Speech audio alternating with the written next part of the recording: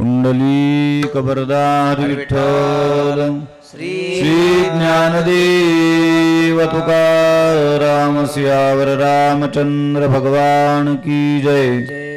पवनसूत हनुमान की जय। माऊली ज्ञानेश्वर महाराज की जय। जगद्गुरु तुकाराम महाराज की जय। समर्थ सद्गुरु श्री गजानन महाराज की जय। संत श्री शुकदास महाराज की जय। ओम सजयति सिंदूरवदनो देवो यत्पादपङ्कजस्मरन् वासरमणिदेव तमसां नाशयति विघ्नानां वसुदेवसुतं देवं कंसचाणूरमर्दनं देवकी परमानन्दं कृष्णं वन्दे जगद्गुरुं। ज्ञानेषु भगवान् विष्णुर्निवृत्तिर्भगवान् हरः सोपानो भगवान् ब्रह्मा मुक्ताख्या ब्रह्मचित्कला लोकाभिरामं रणरङ्गधीरं राजीवनेत्रं रघुवंशनाथं कारुण्यरूपं करुणाकरन्तं श्रीरामचन्द्रं शरणं प्रपद्ये। मनोजवं मारुततुल्यवेगं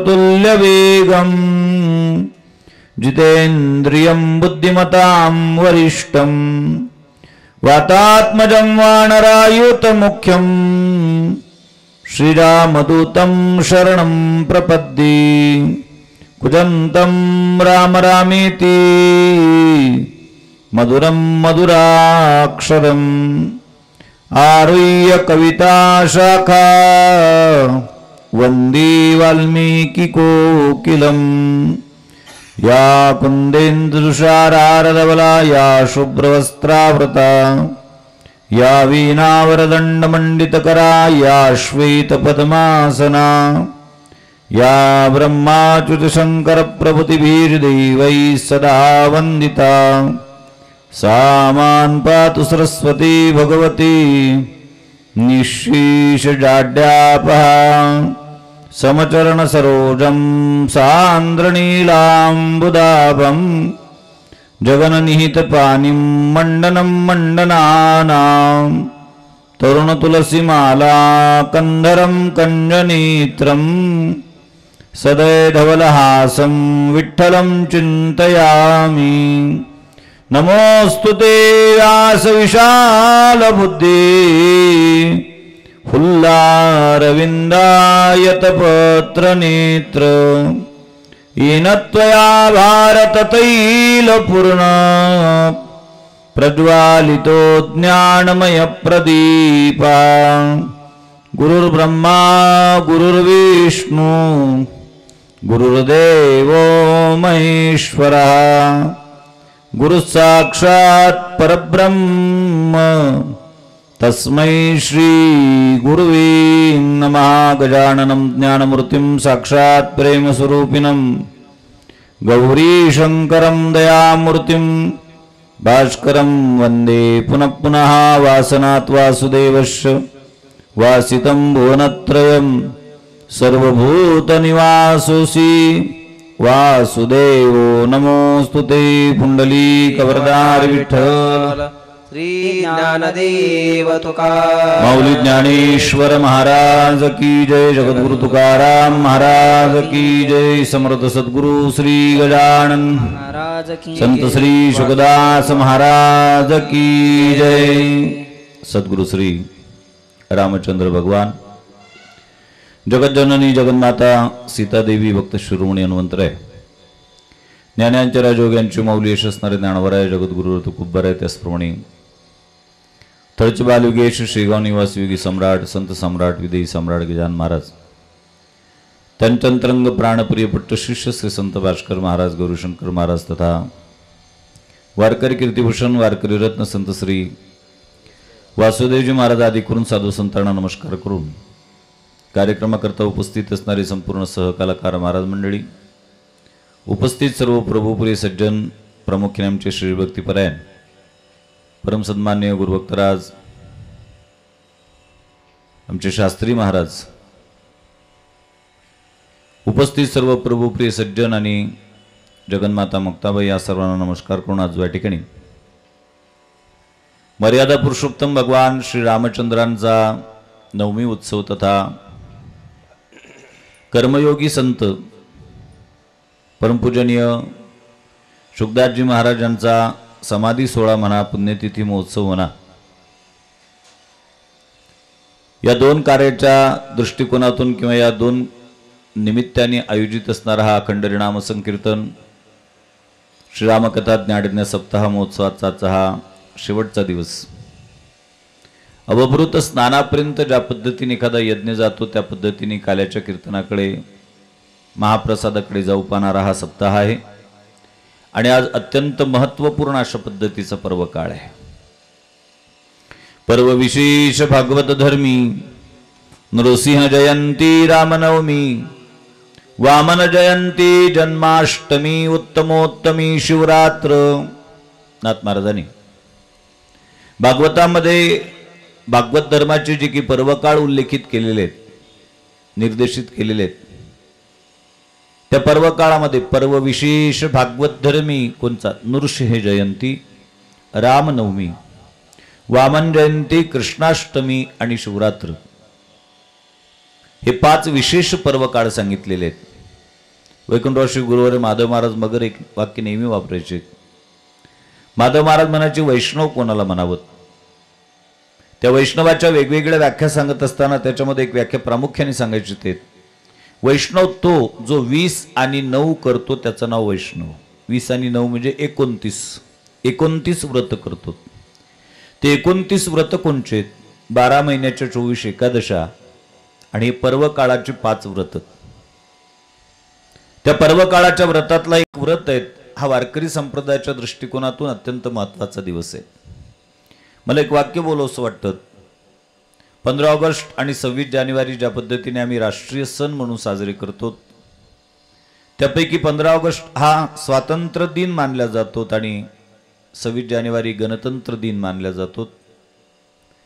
त्या पद्धतीने वारकरी संप्रदायाच्या दृष्टिकोनातून गोकुळाष्टमी आणि रामनवमी हे खऱ्या अर्थाने जीवाचे स्वातंत्र्य दिन आहेत. जीवाला मुक्तिप्रद नेऊन पोहोचवण्याची व्यवस्था ज्या अवताराधिकांच्या माध्यमातून झालेली आहे आणि राष्ट्रीय सण ज्या पद्धतीने साजरं करणं गरजेचं आहे त्या पद्धतीने हे सण सुद्धा साजरे होणं अत्यंत गरजेचे आहेत. आणि परमपूजनीय महाराजांच्या या तपस्थलीमध्ये, महाराजांच्या या जन्मभूमीमध्ये, लीलाभूमीमध्ये आणि समाधी स्थळाच्या या संपूर्ण पवित्र प्रांगणामध्ये गेल्या 4 दिवसापासून आपण मर्यादा पुरुषोत्तम भगवान रामचंद्रांच्या कथेचा एक वेगळा भाग पाहण्याचा प्रयत्न केलेला आहे. माझ्यासमोर आज अनेक विषय आहेत शास्त्री महाराज. कुठल्या विषयाला हात घालावत हाच एक प्रश्न आहे. आणि मला सांगितलं पाहिजे, मला लहानपणापासून खेळ खेळण्याचा तसा शौक नव्हता, परंतु संग्रही वृत्तीचा व्यक्ती होतो. माझे मित्र परिवार जे होते ते खेळत होते आणि आमच्या भागामध्ये तो कंचा खेळण्याचा खेळ फार जोरात असायचा. आम्ही लहान असताना मी कंचा खेळत नव्हतो, परंतु तो संग्रह करण्याची माझी वृत्ती होती. आणि म्हणून मग माझ्याकडे 200-300 अशा गोळ्या त्या कंचा जमा केलेल्या असायच्यात. आणि आम्ही लहान असताना डॉक्टर लोकांकडे ज्या सलाईनच्या बॉटल्स असायच्या त्या काचेच्या असायच्या, प्लास्टिक नव्हत्यात. त्या काचेच्या बॉटलमध्ये मी त्या गोळा करून ठेवत होतो. दिसण्याकरता वरून चांगल्या दिसायच्या त्या. आणि यदा कदाचित एखाद्या वेळेला एखाद्या मित्राला जर गोळ्यांची गरज भासलीत की मला 10 गोळ्या पाहिजेत, माझ्याकडे 100 नाही 200 असायच्यात आणि त्याला फार तातळ असायची, मला 10 पाहिजेत अर्जंटमध्ये. आणि मग ती बॉटल अशी उलटी केलीत की त्याच्यात त्या 200 दिसायच्या, पण त्या बॉटलचा जर विचार केलात ना सलाईनच्या, त्याची गळा थोडासा बारीक असायचा, त्याच्यातून त्या पडताना अडचणी जायच्यात, त्याला घाई खूप असायची.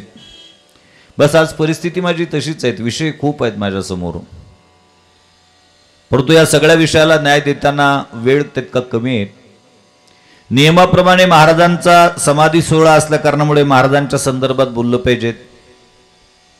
रामनवमीचा विषय असल्यामुळे तसा मी रामनवमीच्या उत्सवाच्या निमित्ताने किंवा त्या बंधनातून मुक्त आहेत, राम जन्माचं एक स्वतंत्र कीर्तन असल्या कारणामुळे, परंतु कथा मर्यादा पुरुषोत्तमाची असल्यामुळे त्याही विषयाला लक्ष केंद्रित करणं गरजेचं आहे आणि समारोपाकडे सुद्धा जाऊन पुढच्या कार्यक्रमाकरता सुद्धा निघायचे आहेत. तर तुर्तास मला पहिल्यांदा महाराजांच्या संदर्भात सांप्रदायिक दृष्टिकोनातून बोलावं असं वाटतं. महाराजांचं जीवन, ज्याला साधुत्व म्हणतं शास्त्र, आणि त्या साधुत्वाचे जे काही निकष आहेत, जे पारमार्थिक दृष्टिकोनातून, अलीकडच्या काळातले संतत्वाचे निकष वेगळे आहेत आणि वारकरी संप्रदायाच्या दृष्टिकोनातून असलेले जे काही संतत्वाचे निकष आहेत ते वेगळे आहेत. मी माफी मागून शब्दप्रयोग करेल महाराज, अलीकडच्या काळात संतत्वाचा निकष आहे संपत्तीने श्रीमंत होतो तो संत, हा संतत्वाचा निकष झालाय. परंतु ज्याला खरं संतत्व म्हणतात त्या संतत्वाचा निकष त्याच्यापेक्षा वेगळा आहे, जो महाराजांच्या जीवनाशी अगदी तंतोतंत मिळता जुळतायत. संपत्तीने श्रीमंत होतात ते संत नाही, संकटाने श्रीमंत होतात ते संत. भगवान श्री ज्ञानोबाराय संत आहेत, नामदेवराय संत आहेत, नाथबाबा संत आहेत, जगद्गुरु तुकोबाराय संत आहेत. हे संपत्तीने श्रीमंत झाले म्हणून संत नव्हते, तर संकटाने श्रीमंत झालेत म्हणून संत होते. आणि महाराजांच्या जीवनाचा आलेख पाहत असताना आपल्या ह्या गोष्टी प्रामुख्याने लक्षात येतात की मानवी जीवन जगत असताना त्या मानवी जीवनाचे एक अलौकिकत्व, ज्याला संतत्व आम्ही म्हणतो, त्या संत पुरुषाच्या जीवनामध्ये सुद्धा संकटाच्या किती शृंखळा असतात. एक सारिता तो पुढे उभे एक, केवळ जगत कल्याणाची कळकळ अंतःकरणामध्ये उदित होऊन संपूर्ण जीवन जगत कल्याणाकरता समर्पित करणाऱ्या व्यक्तीच्या जीवनामध्ये सुद्धा एवढे संकट येतात. मला थोडंसं वेगळं बोलावं असं वाटतं.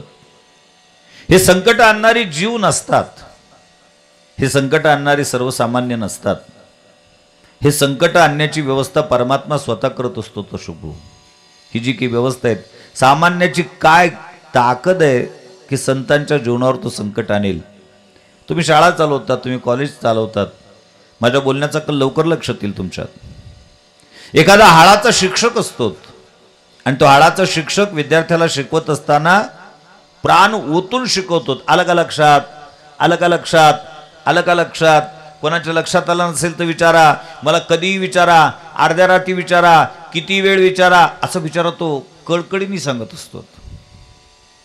पुन्हा पुन्हा तोच तो विषय त्यांच्या समोर मांडत असतो. पुन्हा विचारतो, आलं का लक्षात, आलं का लक्षात.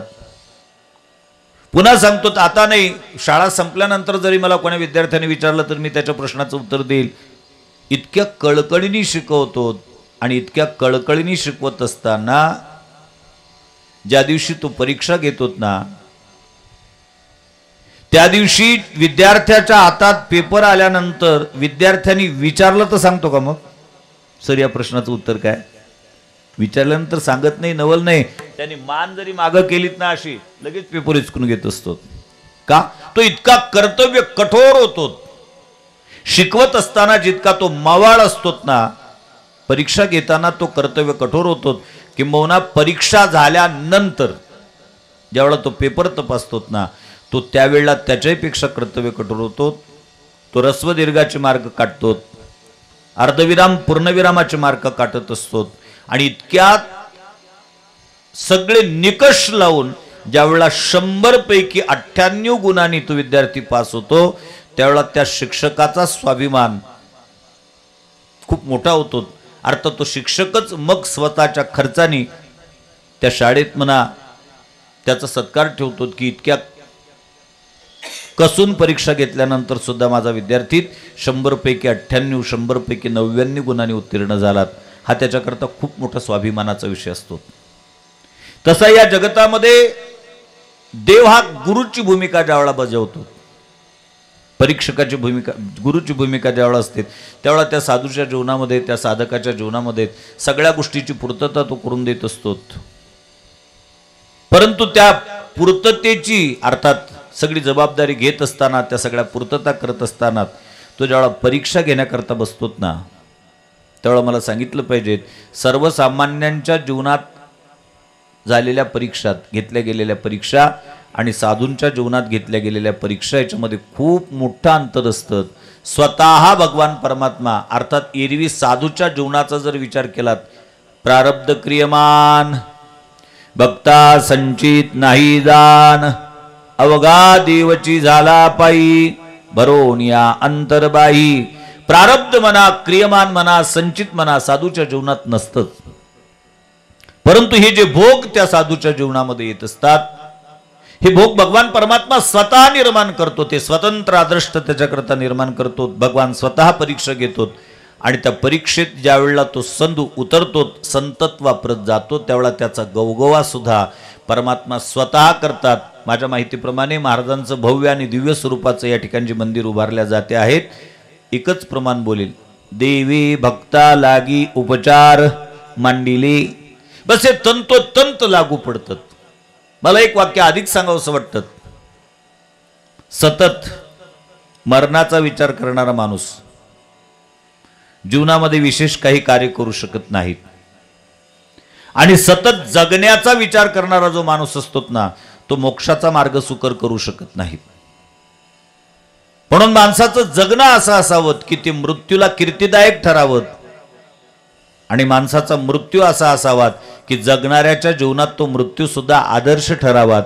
आणि माझ्या माहितीप्रमाणे महाराजांच्या जीवनातल्या ह्या दोन्ही गोष्टी महत्वाच्या आहेत. जगणं मृत्यूला कीर्तिदायक आहे, आणि मृत्यू याचा अर्थ देहत्याग हा जगणाऱ्या करता आदर्श आहे.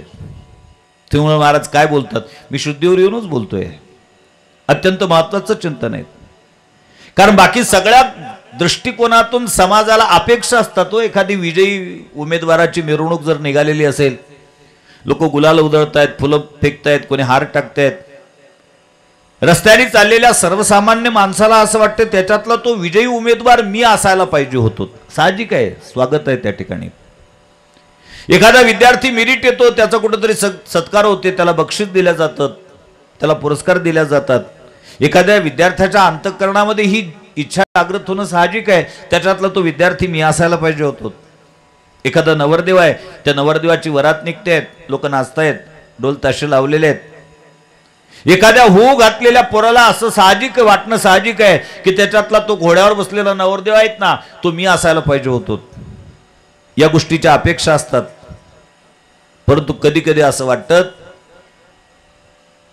की एखादी प्रेत यात्रा निघालेली आहे आणि त्या प्रेत यात्रेमध्ये हजारांनी लाखांनी लोक एकत्रित आहेत. असं वाटतं का कोणाला की त्या तिरडीवर जो बांधलेला आहे त्याच्यातला तो मी असायला पाहिजे होतो? नाही वाटत. अगा मरहा बोलन सहाती आणि मेलिया ही तरी रडती, परी असते जात न गणिती गहिवसपणे. मरण तो सोडा, मर हे बोलणं हा शब्द सुद्धा सहन करत नाहीत. अर्थात लोकांची ही अपेक्षा नसते, पण मला सांगताना स्वाभिमान वाटतो ते या गोष्टीचा की साधूच्या देहत्यागाचा जर विचार केलात ना आणि देहत्यागानंतर होत असणाऱ्या सोहळ्यांचा जर विचार केलात ना, तर त्या साधूचा मृत्यू सुद्धा जगाकरता आदर्श एक प्रकारचा असतो. किंबहुना लोक अपेक्षा करतात मरावं तर प्रत्येकालाच लागेल, पण मरत असताना अशा पद्धतीचा मृत्यू यावा, तो वैकुंठवासी संत श्री वासुदेवजी महाराजांसारखा असावा. आषाढ शुद्ध एकादशीच्या दिवशी पंढरी क्षेत्रामध्ये देहत्याग करण्याचा. मृत्यू तर येतोच प्रत्येकाला, पण तो मृत्यू परमपूजनीय संत श्री शुकदास महाराजांसारखा असावा. मर्यादा पुरुषोत्तम भगवान रामचंद्रांच्या जयंती उत्सवाचं औचित्य साधून, अर्थात येण्या जाण्याच्या स्वातंत्र्याचा परवानाच जणू काही हे संत स्वतःच्या सोबत घेऊन येत असतात. येतातही स्वेच्छेने आणि जातातही स्वेच्छेने. येण्याचाही दिवस त्यांचा निश्चित असतो. गुरुवार महाराजांचं परमपूजनीय महाराजांच्या जीवनपट मी वाचत असताना लक्षात आलं, येण्याचा दिवस भगवान श्री ज्ञानोबारायांच्या संजीवन समाधी सोहळ्याच्या दिवशी प्रगटीकरण, म्हणजे ज्ञानोबाराय ज्या दिवशी समाधीस्थ होतात त्या दिवशी हा महात्मा या अवनी तलावर अवतीर्ण होतो.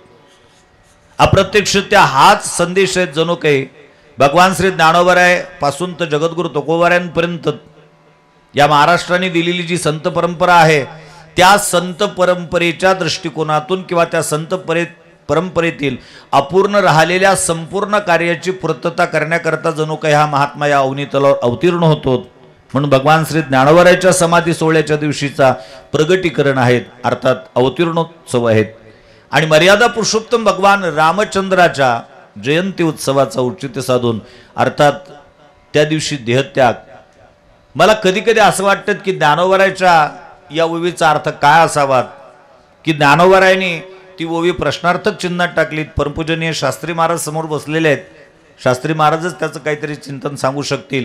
ज्ञानोबराय प्रश्न विचारतात, काय मरण मुहूर्त पाहे? मरण मुहूर्त पाहत असतं का? सर्वसामान्यांचं उत्तर आहे नाही. पण मी आज या सगळ्या महात्म्यांचं जीवन वाचून असं सांगतो की हो हो, मरणही मुहूर्त पाहे. मरण सुद्धा मुहूर्त पाहून येतात. पण कोणाचं येतात ते मृत्यू? वैकुंठवासी गुरुवर संत श्री वासुदेवजी महाराज एक वाक्य नेहमी सांगायचे. महाराज म्हणायचे, बुवा जन्माला आलेल्या प्रत्येक व्यक्तीला आपला मृत्यू कधी येईल हे त्याच्या लक्षात येत असते. प्रत्येकाला कळतं, पण प्रत्येकाला कळत असतं कारण तो अचानकपणे तुमच्यावर आघात करत नाही, तो पूर्वसूचना देत असतो. प्रत्येकाला कळते, पण कोणाला कळतेत? महाराज दृष्टांत द्यायचे. मेहकरवरून समजा तुम्हाला आज रात्री पुण्याला जायचं असेल, एखाद्या लक्झरीचं जर रिझर्वेशन तुम्ही केलं ना, तर प्रवास करत असताना तुम्ही जर जागा असाल ना, तर पुणे कधी येणार आहे हे तुम्हाला कळतेत. कारण खिडकीतून पाहिल्यानंतर किलोमीटरचा दगड सांगत असते पुणे 50 किलोमीटर आणि लक्झरीचा वेग आहे ताशी 50 किलोमीटर, म्हणजे एका तासानंतर आपल्याला उतरावं लागणार आहे. हा जागृत असलेल्या प्रवासाच्या लक्षात येतं, पण जो गाडीत बसल्याबरोबर झोपत असेल त्याच्या लक्षात येत नाही. शेवटी मग तोच तिथला जो क्लिनर असते लक्झरीचा, चला उतरा, येरोळा येरोळा येरोळा करून मग ते येरोळ्यातले हे पागल वेळे सगळे जबरदस्तीने ढकलून दिल्या जातात, कारण त्यांनी सांगून ठेवलेलं असते की मला इथं उतरायचं आहे. परंतु जो जागा आहे तो अगदी स्वतःची तयारी करून असतो, सगळी बॅग वगैरे भरून अंगावरची शाल वगैरे गुंडाळून तयार असतो, कारण त्याच्या लक्षात येत असते की एका तासाने आपल्याला ही गाडी सोडायची आहे. त्या पद्धतीने या महात्म्यांच्या सुद्धा लक्षात येत असतं की आपल्याला हा मृत्यूलोक म्हणा, हा देह म्हणा कधी सोडायचा आहे, आणि त्याची पूर्वतयारी ते करत असतात. मला सांगितलं पाहिजे, सर्वसामान्य माणसांच्या जीवनाचा जर विचार केला तर सर्वसामान्य माणूस जीवन जगत असताना ज्यावेळेला त्याला मृत्यूचे संकेत मिळतात त्यावेळेला तो मृत्यूची चिंता करत असतो. भयंकर त्या वेदनादायी अशा पद्धतीच्या मृत्यूची कल्पना तो स्वतःच्याच भावविश्वामध्ये गुंफण्याचा प्रयत्न करतो. काय काय होईल, मी असताना कसं होतं, मी गेल्यानंतर काय होईल, याचा विचार तो सतत करत असतो. आणि ते विचारच त्याला क्लेशदायक ठरत असतात, ते विचारच त्याला दुःख प्रदान करणारे ठरत असतात. नको असणाऱ्या गोष्टीला मला सामोरा जावं लागणार आहे याची चिंताच त्याला अत्यधिक दुःख प्राप्त करून देण्याकरता कारणीभूत होत असते. पण मी नेहमी एक वाक्य सांगत असतो, शहाण्या माणसांनी मृत्यूचं चिंतन करू नयेत, मृत्यूची चिंता करू नयेत, भगवंताचं चिंतन करावं. मृत्यूची चिंता करू नयेत, मृत्यूची तयारी करावीत. मृत्यूची तयारी म्हणजे काय नाही म्हटले, लाकडं गोळा करून ठेवावेत, बांबू विकत आणून ठेवावेत, सुतळी आणून ठेवावीत, ही मृत्यूची तयारी नाही. हे तर बाकीचे लोक करतच असतात. मृत्यूची तयारी म्हणजे काय, तर जगद्गुरु तुकोबराय त्या प्रश्नाचं उत्तर देऊन जातात. करा हरिभक्ती परलोकी येईल कामा आणि सोडवील यमा, पासून या हरिभक्ती करात, ती परलोकामध्ये तुमच्या कामाला येईल आणि यमाच्या जाचापासून तुम्हाला सोडवेल. वारकरी संप्रदायाच्या किंवा महाराष्ट्रीयन संत परंपरेच्या जे काही संत आमच्या डोळ्यासमोर येतील त्या सगळ्या संतांच्या देहत्यागाचं चिंतन करात, म्हणजे एक गोष्ट लक्षात येईल की त्यांनी देहत्यागाच्या अगोदर केलेली जी त्यांची तयारी आहे ती तयारी किती उत्कृष्ट दर्जाची होती. प्रत्येक संतांनी स्वतःच्या देहत्यागाचं किंवा मृत्यूचं कुठल्या पद्धतीने स्वागत केलेलं आहे हे वाचात. एकापेक्षा एक वरचढ अशा पद्धतीचा आलेख आमच्या डोळ्यासमोर दिसून येतो. माझ्या बोलण्याचा कल लक्षात येत नसेल तर मी व्यवहाराचा दृष्टांत सांगतो. तर मी प्रवासाकरता निघत असतो आणि प्रवासाकरता निघत असताना कधी कधी इथून मुंबईला जायचं आहे, योगायोगाने मुंबईला जाण्याचं तिकीट कन्फर्म असतं, पण परतीचं तिकीट जे आहे ते वेटिंग असतं. आणि तिकीट काढणाऱ्याने आम्हाला शाश्वती दिलेली असते, हे 100 वेटिंग जरी दिसत असलं ना, महाराज चिंता करू नका, नक्की कन्फर्म होईल, वेळेपर्यंत चार्ट प्रिपेड होईपर्यंत वाट पहा, नक्की कन्फर्म होईल, चिंता करण्याचं कारण नाही, मी गॅरंटी घेतो. मोबाईलमध्ये ॲप आहेत आता, त्यात तिकीट वेटिंग असलं की तो मोबाईल जसा रिकाम पण भेटेल तसं तो PNR टाकतो चेक करत असतो. 100 होतं महाराज, 99वर आलं, एकने कमी झालं, जमलं. 98 झालं, 95 झालं, 97 झालं, म्हणजे 96 झालं, 92 झालं, सांगत असतो तो. आणि ज्या क्षणाला त्याचं परतीचं तिकीट कन्फर्म होतं त्यावेळेला त्याचा जो आनंद असतो तो काही आगळा आणि वेगळा असतो. तो स्वतःच्या सहप्रवाशाला सांगत असतो, झालं आपलं कन्फर्म महाराज, आरिशी नाही, कन्फर्म झालं, AC मध्ये कन्फर्म झालं आपलं कन्फर्म. आणि त्या तिकीट करणाऱ्याला सुद्धा तो फोन करून देतो की भाऊ माझं तिकीट कन्फर्म झालं. मी कशा करता बोललोय. वेटिंग तिकीट असताना चिंतातूर असणारा व्यक्ती ज्या पद्धतीने परतीच्या प्रवासाचं तिकीट कन्फर्म झाल्यानंतर आनंद असतो, त्या पद्धतीने या मृत्यू लोकातल्या परतीच्या प्रवासाचं तिकीट कन्फर्म झाल्याचा आनंद जर आम्हाला इतरांना सांगता आला तर आम्ही परमार्थ जगलो तसं म्हणायला काय हरकत नाहीत. आणि या महात्म्यांचं जीवन हे प्रामुख्याने दिसून येतं. हे जे की आमचे समोर बाबा बसलेले आहेत श्रोते म्हणून, महाराजांचे सेवक, त्यांनी मला काल सांगितलं की महाराजांच्या भेटीकरता मी ज्यावेळेला आलो, महाराजांची प्रकृती ठीक नव्हती आणि त्यांनी एकच विचारलं, रामनवमी कधी आहे, रामनवमी कधी आहे. रामनवमी कधी आहे हा प्रश्न विचारण्याच्या मागचा उद्देश कदाचित त्यांच्या लक्षात आलं नसेल की रामनवमी कशा करता विचारतात. रामनवमी विचारण्याच्या मागचा उद्देश होता की रामनवमीच्या दिवशीचं त्यांच्या परतीच्या प्रवासाचं तिकीट कन्फर्म झालेलं होतं. आणि हा आनंदाचा एक प्रकारचा भाग, देह त्यागाचं सुद्धा स्वागत करण्याची जी परंपरा साधूंची आहेत, ती साधूंची परंपरा महाराजांच्या जीवनातून दिसून येते. मी पहिल्या दिवशी एक वाक्य बोललेलं आहे. महाराष्ट्राच्या संत परंपरेचा जर विचार केला तर या महाराष्ट्राची संत परंपरा ही श्वेत वस्त्रातल्या अलौकिक संन्याशाची परंपरा आहे. या ठिकाणी भगवे वस्त्र नाहीत, श्वेत वस्त्र आहेत. महाराजांचं जीवन म्हणजे श्वेत वस्त्रातला अलौकिक स्वरूपाचा संन्याशीत. संन्याशाची व्याख्या भगवान श्री ज्ञानोबा आहे ज्ञानेश्वरीच्या 5व्या अध्यायामध्ये फार सुंदर करतात. मी माझी ऐशी आठवण विसरले जयाचे अंतकरण, पार्था तो संन्याशी जाण निरंतर. मी आणि माझी ही आठवण ज्याचा अंतकरण विसरलं त्याला संन्याशी म्हणतात. आणि महाराजांचं जीवन ज्यांनी जवळून पाहिलेलं असेल त्यांना या दोन्ही गोष्टीची प्रतीती त्यांच्या संपूर्ण हयातभर, संपूर्ण जीवनभर येत होती. मी आणि माझेपणाची त्यांच्या जीवनात झालेला पडलेला जो काही विसर होतात, किंवा जगद्गुरु तुकोबाराची संन्यासाची व्याख्या तर त्याहीपेक्षा सुंदर आहेत. कही तुका वो संन्यास आणि छोडे आस तन की. तो संन्यास कोणता? शरीराची आशा ज्याने सोडलेली आहेत, यावत जन्म केवळ जगत कल्याणाकरता स्वतःच्या देहाचा वापर ज्याने केला. अनेक लोकांना रोग मुक्त करण्याची एक प्रकारची प्रतिज्ञा औषधोपचाराच्या माध्यमातून, तरी लोकांनी आरोप करावे, तरी लोकांनी फसवण्याचा प्रयत्न करावा, आणि सगळं होत असताना सुद्धा यांनी यांची ध्येयनिष्ठता कायम ठेवावीत. हेच खऱ्या अर्थाने साधुत्व आहे. अलीकडच्या काळातल्या साधुत्वाचं मूल्यांकन करत असताना साधुत्वाचं मूल्यांकन थोडं वेगळ्या पद्धतीने केलं जातं. गाडी कोणची आहे त्याच्यावर महाराज मोठा ठरत असतो. बंगला किती मोठा आहे त्याच्यावर साधू मोठा ठरत असतो. महाराजांकडे या कंपनीची गाडी आहे, तिचं ॲव्हरेज किती आहेत वगैरे वगैरे. परंतु यांचं साधुत्व प्रभावानी मोठं नव्हतं, यांचं साधुत्व अभावानी मोठं होतं. प्रभाव नाही आहेत, अभाव. का गाडी आहे का? नाही. अमुक आहे का? नाही. टमुक आहे का? नाही. टमुक आहे का? नाही. अभावानी श्रेष्ठत्व सिद्ध करणारा साधू म्हणजे परमपूजनीय संत श्री शुकदास महाराज. कुठल्याच गोष्टीचा प्रभाव नाहीत, कारण साधुत्वाचं वैशिष्ट्य असतं. साधू त्याला मानतोत मी जो स्वतःचा प्रभाव अर्थात स्वभाव, प्रभाव झाकून स्वभाव प्रगट करत असतो.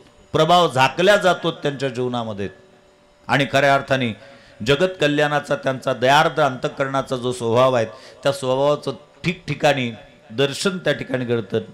जे हिताहित देखती हानी कनवा घेपती, पुसोनी शिणू हरती देती सुख. ही ओवी ज्यांच्या जीवनाला तंतोतंत लागू पडते. साधकाच्या हित आणि अहिताचा विचार हयातभर करणे. एखाद्या कारणाने जर साधकाचा अहित होत असेल तर त्याच्या अहिताने स्वतः कळवळून जाणे, आणि त्याची विचारपूस करून, विचारपूस करण्याची पद्धतीच इतकी सुंदर की त्यांच्या विचारपूस करण्याच्या पद्धतीतूनच त्याचं दुःख हरण करून त्याला सुख देतात ते संत. ही संतत्वाची व्याख्या आहे. मी माफी मागून बोलतो महाराज, अलीकडच्या संतत्वाची व्याख्या थोडीशी वेगळी झालेली आहे. संत कोण? म्हणजे असा हात केला की पिळा काढतो तो संत, इकडून असा हात केला की अंगठी काढतो तो संत, इकडून असा हात केला म्हणजे दर्शनाकरता आलेलं गिरेक ज्या दर्जाचं असेल, चेन सोन्याची गोप काढतो तो संत. खरं सांगू का, तो संत नाही. म्हणायचं झालं तर त्याच्यातला संत शब्दातला स काढून टाकत जा, ज लिहत जा त्याच्यात. माझ्या बोलण्याचा कल लक्षात आला असे गृहीत धरतो. तो संत नाही, तो जंत आहे, जंत. संतात आणि जंतात काय फरक आहेत? काही जास्त फरक नाही. जंत त्याला म्हणतात ज्याच्या पोटात होतात ना, त्याला खाल्लेलं पचू देत नाहीत, त्याच्या पोटात राहून त्याचं शोषण करतात, त्यांचं नाव जंत. आणि संत त्यांना म्हणतात ज्या समाजात राहतात, त्या समाजात राहून त्या समाजाचं शोषण नाही, स्वतःच्या उपदेशामृताच्या द्वारा, स्वतःच्या अनुभूतीच्या द्वारा समाजाचं पोषण करतात, त्यांचं नाव संत असतं. आणि महाराजांनी जन्मभर तेच केलं. अशा समाजामध्ये, तळागाळातल्या समाजामध्ये ते राहिलेत आणि प्रत्येकाच्या जीवनाचा विचार, प्रत्येकाच्या जीवनाचं उज्ज्वल भविष्याचा विचार त्यांनी केल्यात. आणि एवढी मोठी संस्था उभारल्या जाते, सामान्य गोष्ट नाहीये. मी माफी मागून अधिक एक शब्द प्रयोग करेल. अलीकडच्या काळामध्ये महाराष्ट्रामध्ये अशोकभाऊ संस्था नाही तसं नाही, तुमच्या संस्थेपेक्षाही मोठे आहेत. पण खरं सांगू का, त्या संस्था स्थापन करणारे शिक्षण सम्राट आहेत. महाराज शिक्षण महर्षी होते. गरज आहे समाजाला सम्राटाची नाही, शिक्षण महर्षीची आहेत. तळागाळातल्या लोकांना, त्या पोरांना शिक्षण देऊन उच्च पदापर्यंत पोहोचवण्याचं स्वप्न पाहणारा हा महात्मा कालानुरूप साधूला या ठिकाणी अवतरित होऊन स्वतःच्या जीवन कार्याच्या ध्येय बदलावे लागतात, कार्यपद्धती बदलाव्या लागतात. एक कार्यपद्धती बदलून समाजोद्धारा करता या अवनी तलावर अवतीर्ण झालेला हा संत. आणि देहत्यागानंतर संन्यासाचा असा नियम आहे. महाराज उत्तर हिंदुस्थानात शिकून आलेत. माझ्या माहितीप्रमाणे संन्यासाच्या अंत्यविधीचा नियम आहे, संन्यासी गेल्यानंतर त्याच्या अंत्यविधी करता ज्यावेळेला त्या संन्यासाला बाहेर काढल्या जातं, त्यावेळेला त्याच्या लंगोटामध्ये म्हणा किंवा त्याच्या गोळ्यामध्ये तुटका लवंगीचा तुकडा जरी सापडलात ना, तरी त्याला संन्यासी मानल्या जात नाहीत. अपरिग्रहता ही संन्यासाचं सगळ्यात मोठं लक्षण असतं. आणि ते संन्यासी जीवन महाराजांचं होतं. माझ्या माहितीप्रमाणे महाराजांना ज्यावेळेला समाधी करता काढलं, त्यावेळेला मला नाही वाटत महाराजांच्या गोळ्यामध्ये, महाराजांच्या धोत्रामध्ये तुटका लवंगीचा तुकडा मिळाला असेल. एवढी अप्रग्रहिता, अपरिग्रहता, कुठल्याच गोष्टीचा त्या ठिकाणी स्वार्थ म्हणा, कुठली संग्रही वृत्ती जे आहे ते जगाचं आहेत. असे दोन महात्मे माझ्या जीवनामध्ये पाहिलेत. माझे गुरु वैकुंठवासी संत श्री वासुदेवजी महाराज, ते म्हणायचे मी कोणाचाच गुरु नाही, मी जगाचा शिष्य आहे. आणि महाराज म्हणायचे माझा कोणी गुरु नाही आणि माझा कोणी शिष्य नाहीत. एक वेगळं जीवन, आपलेपणा समाजाप्रतीचा, परंतु मी कोणाचाच नाही, मी फक्त देवाचा, ही भूमिका अत्यंत महत्वाची आहे. अशा पद्धतीने जीवन जगणारा हा महात्मा. आणि या महात्म्याने आजच्या तिथीला या ठिकाणी देह समर्पित केला. मी पहिल्या दिवशी प्रास्ताविक करत असताना एका भागाला स्पर्श करून गेलो होतो. पुण्यतिथी कोणाची असते? आता अलीकडच्या काळामध्ये पुण्यतिथ्या कोणाच्याही केल्या जातात. आमच्या भिंतीवर अडकवलेलं कॅलेंडर पहा, तुमच्या प्रामुख्याने एक गोष्ट लक्षात येईल, त्या कॅलेंडरवरचा एकही दिवस असा नाही की ज्या दिवशी कोणाची जयंती नाही आणि ज्या दिवशी कोणाची पुण्यतिथी नाही. आश्चर्य याचं वाटतं की ज्याच्या समाधीवर हराळ फुटलेली आहे त्याच्या जयंत्या केल्या जातात, आणि ज्यांनी जन्मात कधीच पुण्य केलं नाही त्याच्या पुण्यतिथ्या केल्या जातात.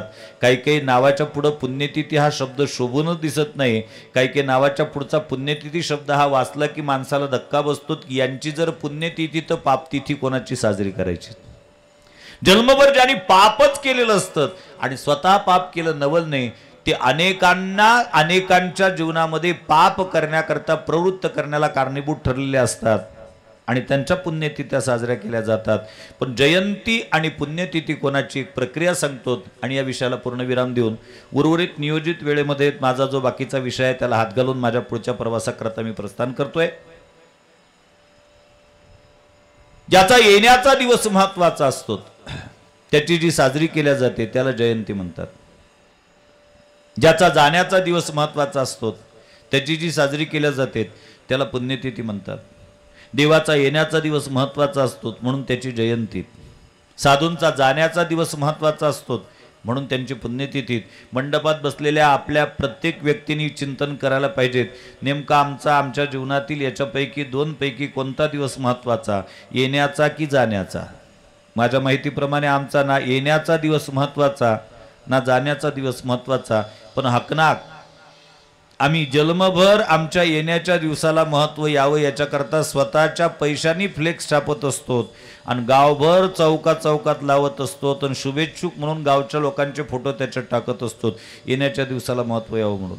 एकदा पश्चिम महाराष्ट्रामध्ये एका फार मोठ्या शहरामध्ये कार्यक्रमाकरता गेलो आणि त्या शहरामध्ये गाडीचा प्रवेश होतो न होतो माझ्या प्रामुख्याने एक लक्षात आलं की त्या गावच्या नाक्यापासून ज्याच्या घरी मुक्काम होतात ना त्या मुक्कामापर्यंत त्या घरापर्यंत सगळे फ्लेक्स लागलेले होते. भाऊंच्या वाढदिवसाच्या हार्दिक शुभेच्छा, भावी अमुक अमुक, भावी टमुक टमुक, डमुक डमुक, सगळे फ्लेक्स लागलेले होते. योगायोगाने माझा मुक्काम त्यांच्याचकडे होतात.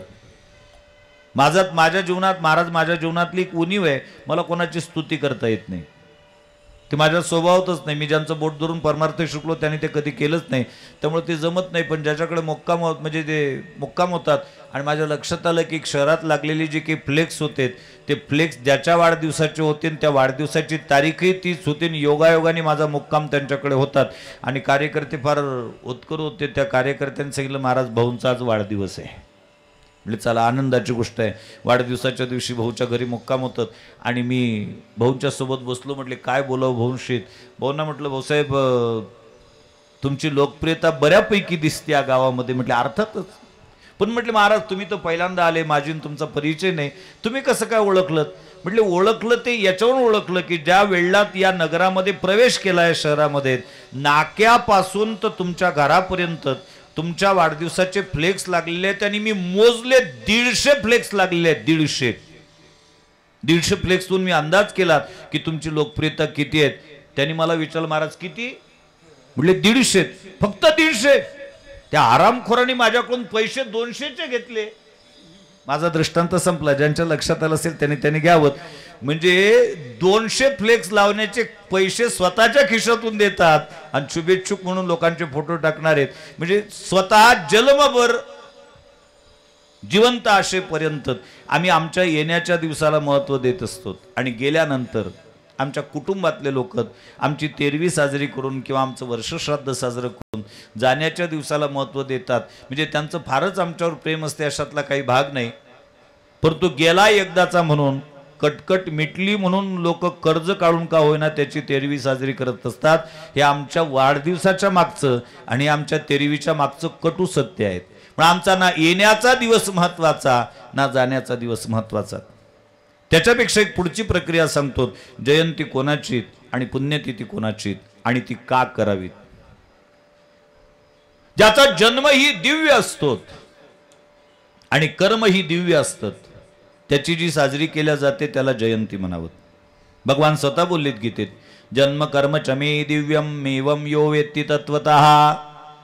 त्याचा जन्म ही दिव्य आणि कर्म ही दिव्य. किती दिव्य आहे हो. राम रूपाने प्रगट झाला म्हणून जयंती साजरी केल्या जाते. नवल नाही, मत्स्य रूपाने प्रगट झाला तरी जयंती, कच्छ रूपाने प्रगट झाला तरी जयंती, वराह रूपाने प्रगट झाला तरी जयंती, नृसिंह रूपाने प्रगट झाला तरी जयंती. तिथी निश्चित आहे. म्हणून जन्मही दिव्य आहे आणि कर्माचा प्रश्नच नाही. म्हणून त्यांची जी केल्या जाते त्याला जयंती म्हणावं. आता पुण्यतिथी कोणाची. पुण्यतिथीचे चिंतन सांगतो.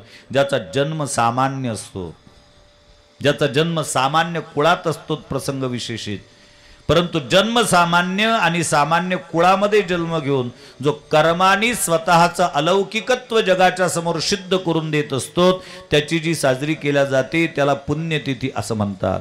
म्हणून पुण्यतिथी कोणाची. महाराजांसारख्या संतांचीच पुण्यतिथी. का साजरी करावीत आम्ही, काय कारण आहे, काय गरज आहे. झाला विषय संपलात. एकच विषय सांगतो म्हणजे माझ्या बोलण्याचं कल लक्षात येईल. एखादा पोरगा आहे, त्या पोरानी बापाला बाप नाही म्हटलं, बापाचा बापपणा बिघडतो का.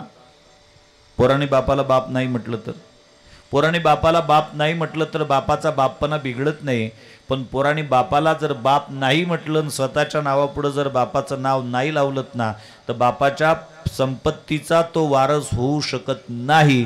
बापाच्या संपत्तीचा वारस व्हावा असं जर त्याला प्रामाणिकपणे वाटत असेल ना, तर त्यांनी इच्छा असो अगर नसो स्वतःच्या नावापुढं बापाचं नाव लावलं पाहिजे. तसं संतांना आम्ही संत नाही म्हटलं आणि संतांची पुण्यतिथी आम्ही नाही साजरी केली, संतांचं संतत्व बाधित होत नाही. पण एक मात्र नक्कीच आहे, आम्ही जर ते केलं नाहीत ना, तर त्यांच्या पुण्यरूपी संपत्तीचे आम्ही वारस होऊ शकत नाही. त्यांच्या पुण्यरूपी संपत्तीचं वारस व्हावं असं जर वाटत असेल तर आम्ही हे उत्सव साजरे केले पाहिजेत. कारण पुण्यतिथी म्हणजे काय, ज्यांनी जन्मभर कधीही स्वप्नातही पाप केलेलं नसतं, जे निष्कलंक निष्पाप अशा पद्धतीचं जीवन जगतात आणि निष्कलंक निष्पाप जीवन जगत असताना ज्या तिथीला स्वतःचा ध्येय ठेवतात, त्या तिथीला स्वतःच्या जीवनातील संपूर्ण पुण्यरूपी सामग्री समर्पित करून जात असतात. आणि ती पुण्यरूपी सामग्री ही गंगाजळीच्या स्वरूपाची असते. गंगाजळी त्यालाच म्हणतात मुदलाला हात लावता येत नसतो आणि व्याज सतत चालू असते. म्हणून महाराजांनी महाराजांच्या जीवनातला संपूर्ण पुण्याचा संचय या तिथीला समर्पित केलेला आहे. हे आमच्यासारख्या सगळ्या भाविक सद्भक्तांच्या दृष्टिकोनातून त्यांची पुण्यतिथी म्हणजे त्यांच्या पुण्याची गंगाजळी आहेत आणि त्यांच्या जीवनातला पुण्याचा वारसा आम्हाला लाभावा असं जर आम्हाला वाटत असेल तर आम्ही हा उत्सव याहीपेक्षा मोठ्या प्रमाणामध्ये सम्मिलित होऊन मोठ्या प्रमाणामध्ये साजरा केला पाहिजेत. अर्थात त्यांचे पुण्याचे वारसदार आम्ही नक्की बनवू. आणि म्हणून आज परमपूजनीय महाराजांच्या या समाधी सोहळ्याच्या निमित्ताने, महाराजांच्या या पुण्यतिथीच्या निमित्ताने हे वाक्पुष्प महाराजांच्या चरणी समर्पित करतो. आणि उर्वरित नियोजित वेळेमध्ये बाकीचे जे काही भाग आहेत त्याचं चिंतन केलं पाहिजे. आज मर्यादा पुरुषोत्तम भगवान रामचंद्रांचं जयंती उत्सव आहेत. भगवान श्री ज्ञानोबा ज्ञानेश्वरीच्या 10व्या अध्यायामध्ये मर्यादा पुरुषोत्तम रामचंद्रांचं जीवनचरित्र काही ओव्यांमध्ये लिहितात. रामशस्त्रभृतामहम ही विभूती सांगतात भगवान. आणि त्या विभूती योगाचं ते चिंतन मांडत असताना, जेने धर्मात म्हणजे देवाचा मानुकी वसला, धर्माशी जीर्णोद्धारू केला आणि सूर्यवंशी उदयला सूर्य जो का, ज्ञानोबाचे शब्द आहेत. जेने देवाचा मानुकी वसिला, मर्यादा पुरुषोत्तम भगवान रामचंद्रांनी या अवनीतलावर येऊन काय केलं, देवाचा गेलेला मान पुन्हा प्रस्थापित केला. रावणाच्या बंदिशाळेमध्ये असलेल्या सगळ्या देवांना मुक्त करून त्यांना त्यांचे अधिकार प्राप्त करून दिलेत. जेने धर्माशी जीर्णोद्धारू केला, रामचंद्रांनी केलं काय, धर्माचा जीर्णोद्धार केला. भगवान परमात्म्याच्या अवताराचं प्रयोजन सांगत असताना प्रत्येक ठिकाणी त्या प्रयोजनामध्ये या शब्दाचा प्रयोग प्रामुख्याने केला गेलेला आहे. भगवान स्वतः सांगतात गीतेच्या 4थ्या अध्यायामध्ये, यदा यदा हि धर्मस्य ग्लानिर्भवति भारत अव्युत्थानमधर्मस्य तदात्मानं सृजाम्यहं परित्राणाय साधूनां विनाशाय च दुष्कृतां धर्म संस्थापनार्थाय संभवामि युगे युगे. भगवान म्हणतात मी कशा करता येतो, दैत्याच्या कुळाचा नायनाट करण्याकरता, साधूंचा गेलेला मान पुन्हा प्रस्थापित करण्याकरता, धर्माची व नीतीची सांगळ घालण्याकरता. आहे तुका म्हणे धर्म संस्थापने केला नारायणे अवतार.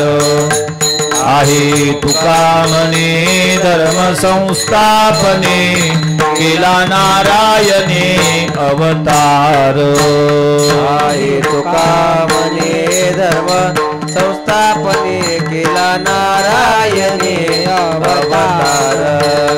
आहे तुका म्हणे धर्म संस्थापने केला नारायणे अवतार. केला नारायणे अवतार, केला नारायणे अवतार. केला नारायणे अवतार, केला नारायणे अवतार. हे माझी वाणी तुझे वने गुण नाम ऐसे प्रेम काही काळा. माझी वाणी तुझे वने गुण नाम ऐसे प्रेम काही काळा. आई तुका म्हणे धर्म संस्थापने. देव सुद्धा या अवनीतलावर येतो ते धर्माची स्थापना करण्याकरता नाही, धर्माची संस्थापना करण्याकरता. तुका म्हणे धर्म रक्षावयासाठी देवास ही आटी जन्म घेणे, धर्मरक्षण करण्याकरता भगवान परमात्मा या अवनी तलावर अवतरित होत असतात।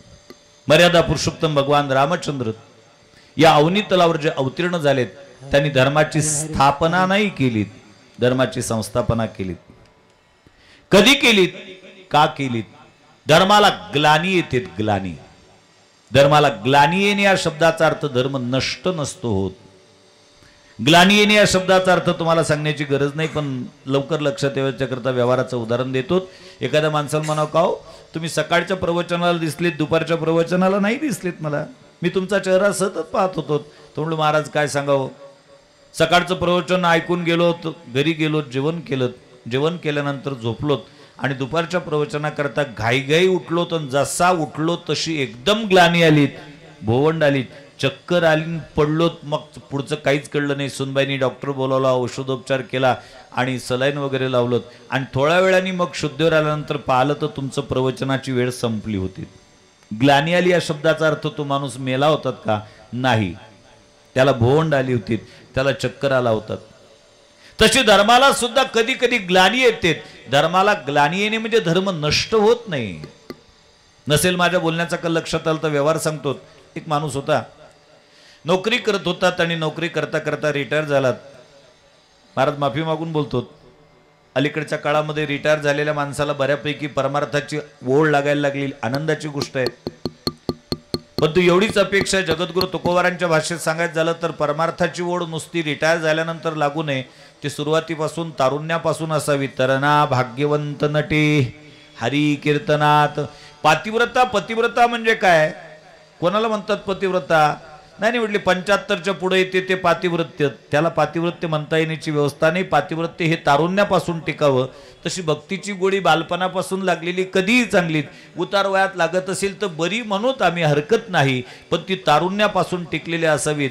रिटायर झालात आणि रिटायर झाल्यानंतर याला भक्तीची गोडी लागलीत, यांनी विचार केला अनायशा आपला पगार चालूच आहे ना, नाहीतरी घरातले काही लोक आपल्याकडे आता चांगल्या पद्धतीने पाहत नाहीत, आणि म्हणून यांनी काय केलं की घर सोडलं आणि आळंदीला गेलात।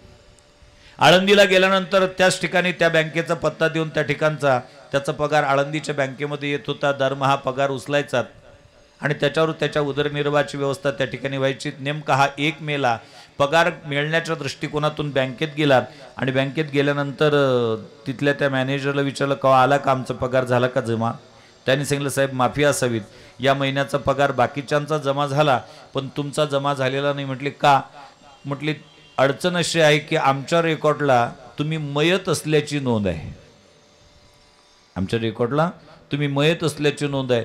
तो संतापलात, म्हटली मी जिवंत आहे, प्रत्यक्षात तुमच्याशी बोलतोय आणि मयत असल्याची म्हटली आता काही नाईलाज आहे, रेकॉर्ड बोलतेत, कारण आमच्याशी माणसापेक्षा कागद बोलत असतात। आता त्यांनी लक्षात आलं त्याचं, आता तोही नोकरी क्षेत्रातला होता। म्हटली का? म्हटलं याच्यावर इलाज काय? म्हटलं याच्यावर एकच इलाज आहे, आता तुम्ही कोण्या गावच्या रहिवासी? मी हिवऱ्याचा। म्हणजे असं करा, हिवऱ्यात जा, हिवऱ्याच्या सरपंचाचा, हिवऱ्याच्या ग्रामसेवकाचा, हिवऱ्याच्या पोलीस पाटलाचा, त्याच्याकडून दाखला आणा। कशाचा? हयातीचा। मी किती नवल आहे पास, लालफितशाहीचा कारभार कसा असतो। जिवंत माणसाला मी जिवंत आहे हे दाखवण्याकरता निर्जीव कागदाचा आधार घ्यावा लागतो। मी जिवंत आहे तोंडाने सांगणे पुरेसं नाही, निर्जीव कागद सांगत असतात सदरू व्यक्ती जिवंत आहेत। आता जे जे नावं मी तुम्हाला सांगितलेत, ज्यांच्याकडून दाखला आणायचा आहे, ते पद म्हणजे काही सामान्य पद आहेत का? बिन पगारी त्याच्यातले काही पद आणि फुल अधिकारी। सरपंच भेटायचा तर ग्रामसेवक नसायचा, ग्रामसेवक भेटायचा तर सरपंच नसायचा, ग्रामसेवक आणि सरपंच असायचा तर लेटर पॅड नसायचं, लेटर पॅड असायचा तर शिक्का नसायचा। या सगळ्या हेलपाट्यांमध्ये निदान 1 महिना गेलात आणि शेवटी 1 जूनला हे सगळे एका समारंभामध्ये हिवरा आश्रमच्या कार्यक्रमामध्ये स्वामी विवेकानंदांच्या आश्रमामध्ये सापडले आणि त्यांनी सांगितलं, भाऊ आता तरी लिहून द्या, 1 महिना तुमच्या मागं फिरतोय। त्यांनी याचा दाखला दिलात आणि दाखला दिल्यानंतर ही व्यक्ती 2 जूनला आळंदीला गेलीत आणि बँकेच्या मॅनेजरच्या तोंडावर तो दाखला फेकला। म्हटलं हे घे, कर तुझं रेकॉर्ड दुरुस्त। त्याला हयातीचा दाखला दिलात आणि दाखला दिल्यानंतर त्यांनी रेकॉर्ड दुरुस्त केलं। म्हणजे काढा मेचा आणि जूनचा 2 महिन्याचा पगार। त्यांनी सांगितलं, साहेब माफी असावीत, आम्ही तुम्हाला 2 महिन्याचा पगार देऊ शकत नाही, 1च महिन्याचा देऊ। कुठल्या? जून महिन्याचा। म्हणजे का? कारण तुम्ही दाखला आणला तो जून महिन्यामध्ये आणलात, मे महिन्यामध्ये तुम्ही आमच्या रेकॉर्डला मयतच आहात। मे महिन्यामध्ये तुमचं रेकॉर्ड जे आहे ते मयतच आहे. आता प्रश्न असा विचारायचा आहे, मे मध्ये अर्थात जो माणूस एप्रिलमध्ये जिवंत आहे आणि जो माणूस जूनमध्ये जिवंत आहे तो मे मध्ये मेलेला असेल का? तो मे मध्ये मेलेला नव्हता, पण हा लालफितशाहीचा कारभार होता. त्या पद्धतीने जो धर्म कालही जिवंत होता आणि जो धर्म आजही जिवंत आहे तो काही मधल्या कालखंडात मृत नव्हता, संपला नव्हता, पण त्याला ग्लानी आली होती. आणि ज्या ज्या वेळेला धर्माला ग्लानी येते त्या त्यावेळेला प्रभू वेगवेगळ्या रूपाने वेगवेगळ्या युगामध्ये वेगवेगळ्या कारणाकरता या ठिकाणी अवतरित होत असतात. बऱ्याचदा लोकांच्या मनामध्ये शंका असते की भगवंताचं जे प्रगटीकरण आहे, भगवंताचं प्रगटीकरण कसं करता होतं? राक्षसाच्या वधा करतात. बोलले असतील भगवान याच्याकरता येतो म्हणून, पण संतांनी मात्र भगवंताच्या पुढे एक मत मांडलं की भगवान परमात्म्याचं प्रगटीकरण जे या अवनी तलावर होतात ना ते राक्षसाच्या वधा करता होत नाहीत. मग कशा करता होतात? ऋण फेडावं या अवतार केला, ऋण फेडावं या अवतार केला, फेडावं या अवतार केला, ऋण फेडावं या अवतार केला. अविनाश आला आकाराची, अविनाश आला आकाराची, माझी वाणी तुझे वर्णी गुण नाम, माझी वाणी तुझे वर्णी गुण नाम.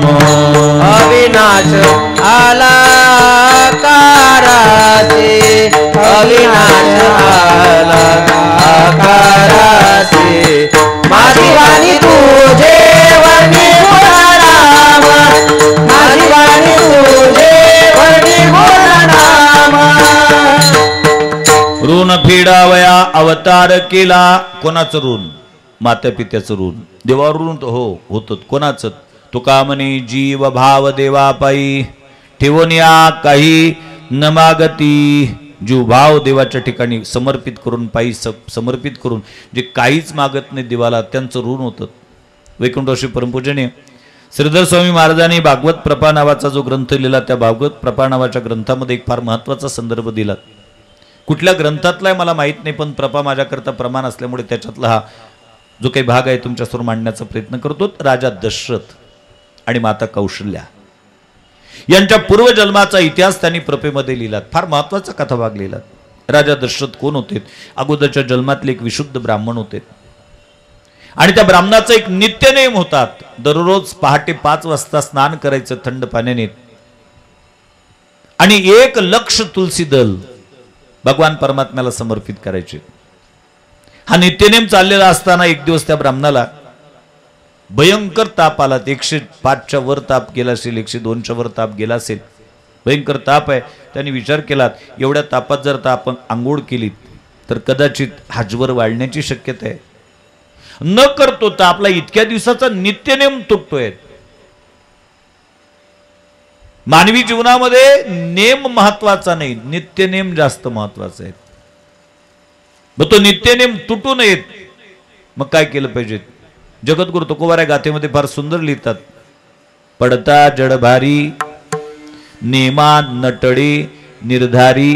कितीही मोठं जडभारी या शब्दाचा अर्थ आहे मानवी प्रयत्नांनी प्रतिकार करण्याच्या पलीकडचं संकट ज्या दिवशी जीवनावर येतं त्या दिवशी तो नेमाला टळत नाही, तो खऱ्या अर्थाने वैष्णव असतो. याने विचार केला आंघोळ केली तर कदाचित मरावं लागेल, ताप वाढेल. मग आंघोळ केली तर मरावं लागेल. आंघोळ जर नाही केली तर काय अमर होणार आहोत का आपण? नाही केली तरी मरावं लागेल. फक्त फरक एवढा पडेल की आज नाही उद्या मरू. मग कशाला जगायचं? वारकरी संतांचा नियमच आहे. जगद्गुरु तुकोबाराय तर देवाला विनंती करतात आयुष्य करी उने परी मज घडोत चिंतने. देवा 100 वर्ष आयुष्य देण्याचं निश्चित केलं असते ना, 50 दे 50. आताच 50% तुला दान. म्हणजे 50 वर्ष द्यायचेत ना, ते असं दे की ज्या 50 वर्षामध्ये तुझ्या सेवे वाचून राहता कामा नये असं शरीर दे. नकोय मला ते दीर्घायुष्य. पण वारकरी संतांच्या परंपरेचा विचार जर केला तर वारकरी संत परंपरेमध्ये संत दीर्घजीवी नाही दिव्य जीवी आहेत. दीर्घ जीवित्व ही अपेक्षा नाही, दिव्य जीवित्वाची अपेक्षा आहे. म्हटले उद्या मारायचं, आज मरूत. स्नान केलं त्या ब्राह्मणाने.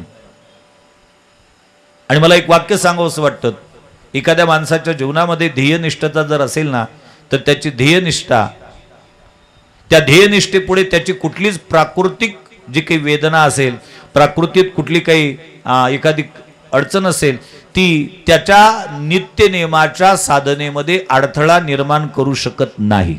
स्नान केलं, मंदिरामध्ये गेलात आणि 1,00,000 तुळशीदल भगवान परमात्म्याला समर्पित केले. ओम विश्वम विष्णुर षट्कारो भूत भव्य भवप्रभु भूतकृतभृद्भावो भूतात्मा भूतभावनः भूतात्मा परमात्मा च मुक्तानां परमागतिः अव्यय पुरुष साक्षी क्षेत्रज्ञोक्षरेव च शंख बृंदकी चक्री शारंगधनवा गदाधरः रतांगपाणि रक्षोभ्य सर्व प्रहरणायुधः.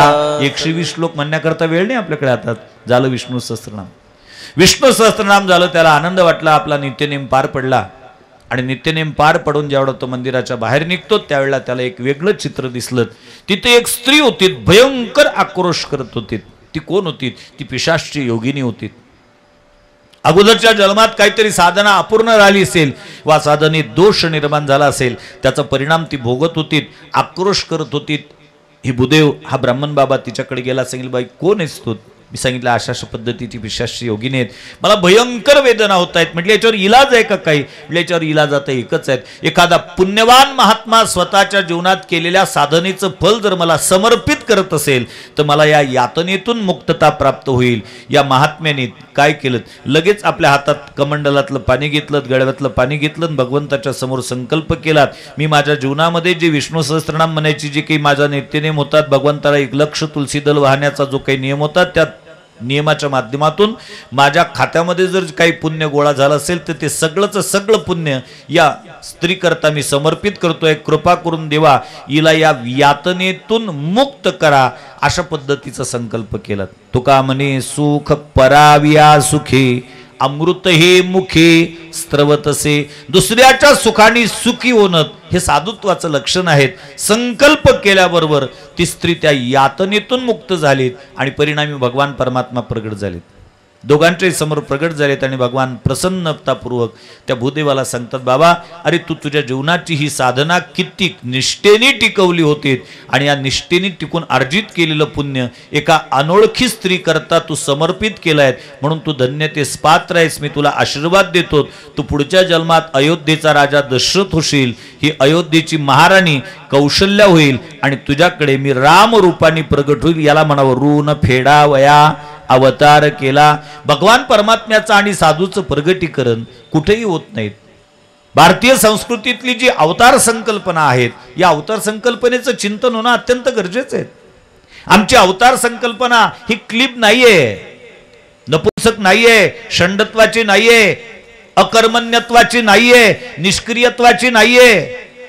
मी माफी मागून शब्द प्रयोग करेल, पण अत्यंत महत्वाचं आहे. राजकारणाची परिभाषा आणि परमार्थाची परिभाषा ही वेगळी आहे. राजकारणात काय सांगितलं जातं? राजकारणात एवढंच सांगितलं जातं, फक्त आमचे नेते आम्हाला एवढंच सांगतात, तुम्ही आम्हाला निवडून द्या, आम्ही तुमचं कल्याण करू, तुम्ही काहीच करू नका, फक्त बटन दाबा, बस बाकीचं सगळं काम आमचं आहे. हे अकर्मण्यत्व शिकवल्या जात आहे आम्हाला. आमचं कर्तव्यापासून आम्हाला च्युत केल्या जात आहे. पण भगवान परमात्म्याच्या अवताराची संकल्पना, मग ती राम अवताराची असेल, मग ती कृष्ण अवताराची असेल, ते कुठल्याही अवताराची संकल्पना पहा, त्याचा पूर्व इतिहास पाहत म्हणजे तुमच्या लक्षात येईल. कृष्ण अवतार प्रामुख्याने आपण कित्येकदा ऐकतो. भगवान श्रीकृष्ण परमात्म्याच्या प्रगटीकरणाच्या अगोदर संपूर्ण देवता ब्रह्मा इंद्रानी बरोबरी शिव चालियेले सर्व शिराब्दिशी. नामा म्हणे आता करतील स्तुती, सावधान चित्ती परिसावे. क्षीरसागराच्या तटावर ब्रह्मदेव इंद्र भगवान शिवजी सगळ्या देवता गेल्यात, भगवान परमात्म्याची स्तुती करतात. तुषला भगवान शिराब्दीत भगवान परमात्मा संतुष्ट होतात, येण्याचं प्रयोजन विचारतात आणि हे सगळेचे सगळे सांगतात, पृथ्वीवरी दैत्य मातले ते फार. भगवान म्हटले ठीक आहे, आलं लक्षात. पण भगवान परमात्मा त्या सगळ्यांना येण्याचं आश्वासन देत असताना काय सांगतात?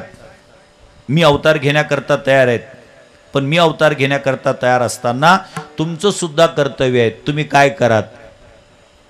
रोहिणी उदरी शेषबळी भद्र रोहिणी उदरी शेषबळी भद्र रोहिणी उदरी शेषबळी भद्र रोहिणी उदरी शेषबळी भद्र यादव समग्र भारे तुम्ही यादव समग्र भारे तुम्ही रोहिणी उदरी शेषबळी भद्र रोहिणी उदरी शेषबळी भद्र यादव समग्र वारे तुम्ही यादव समग्र वारे तुम्ही रोहिणी उदरी शेषबळी भद्र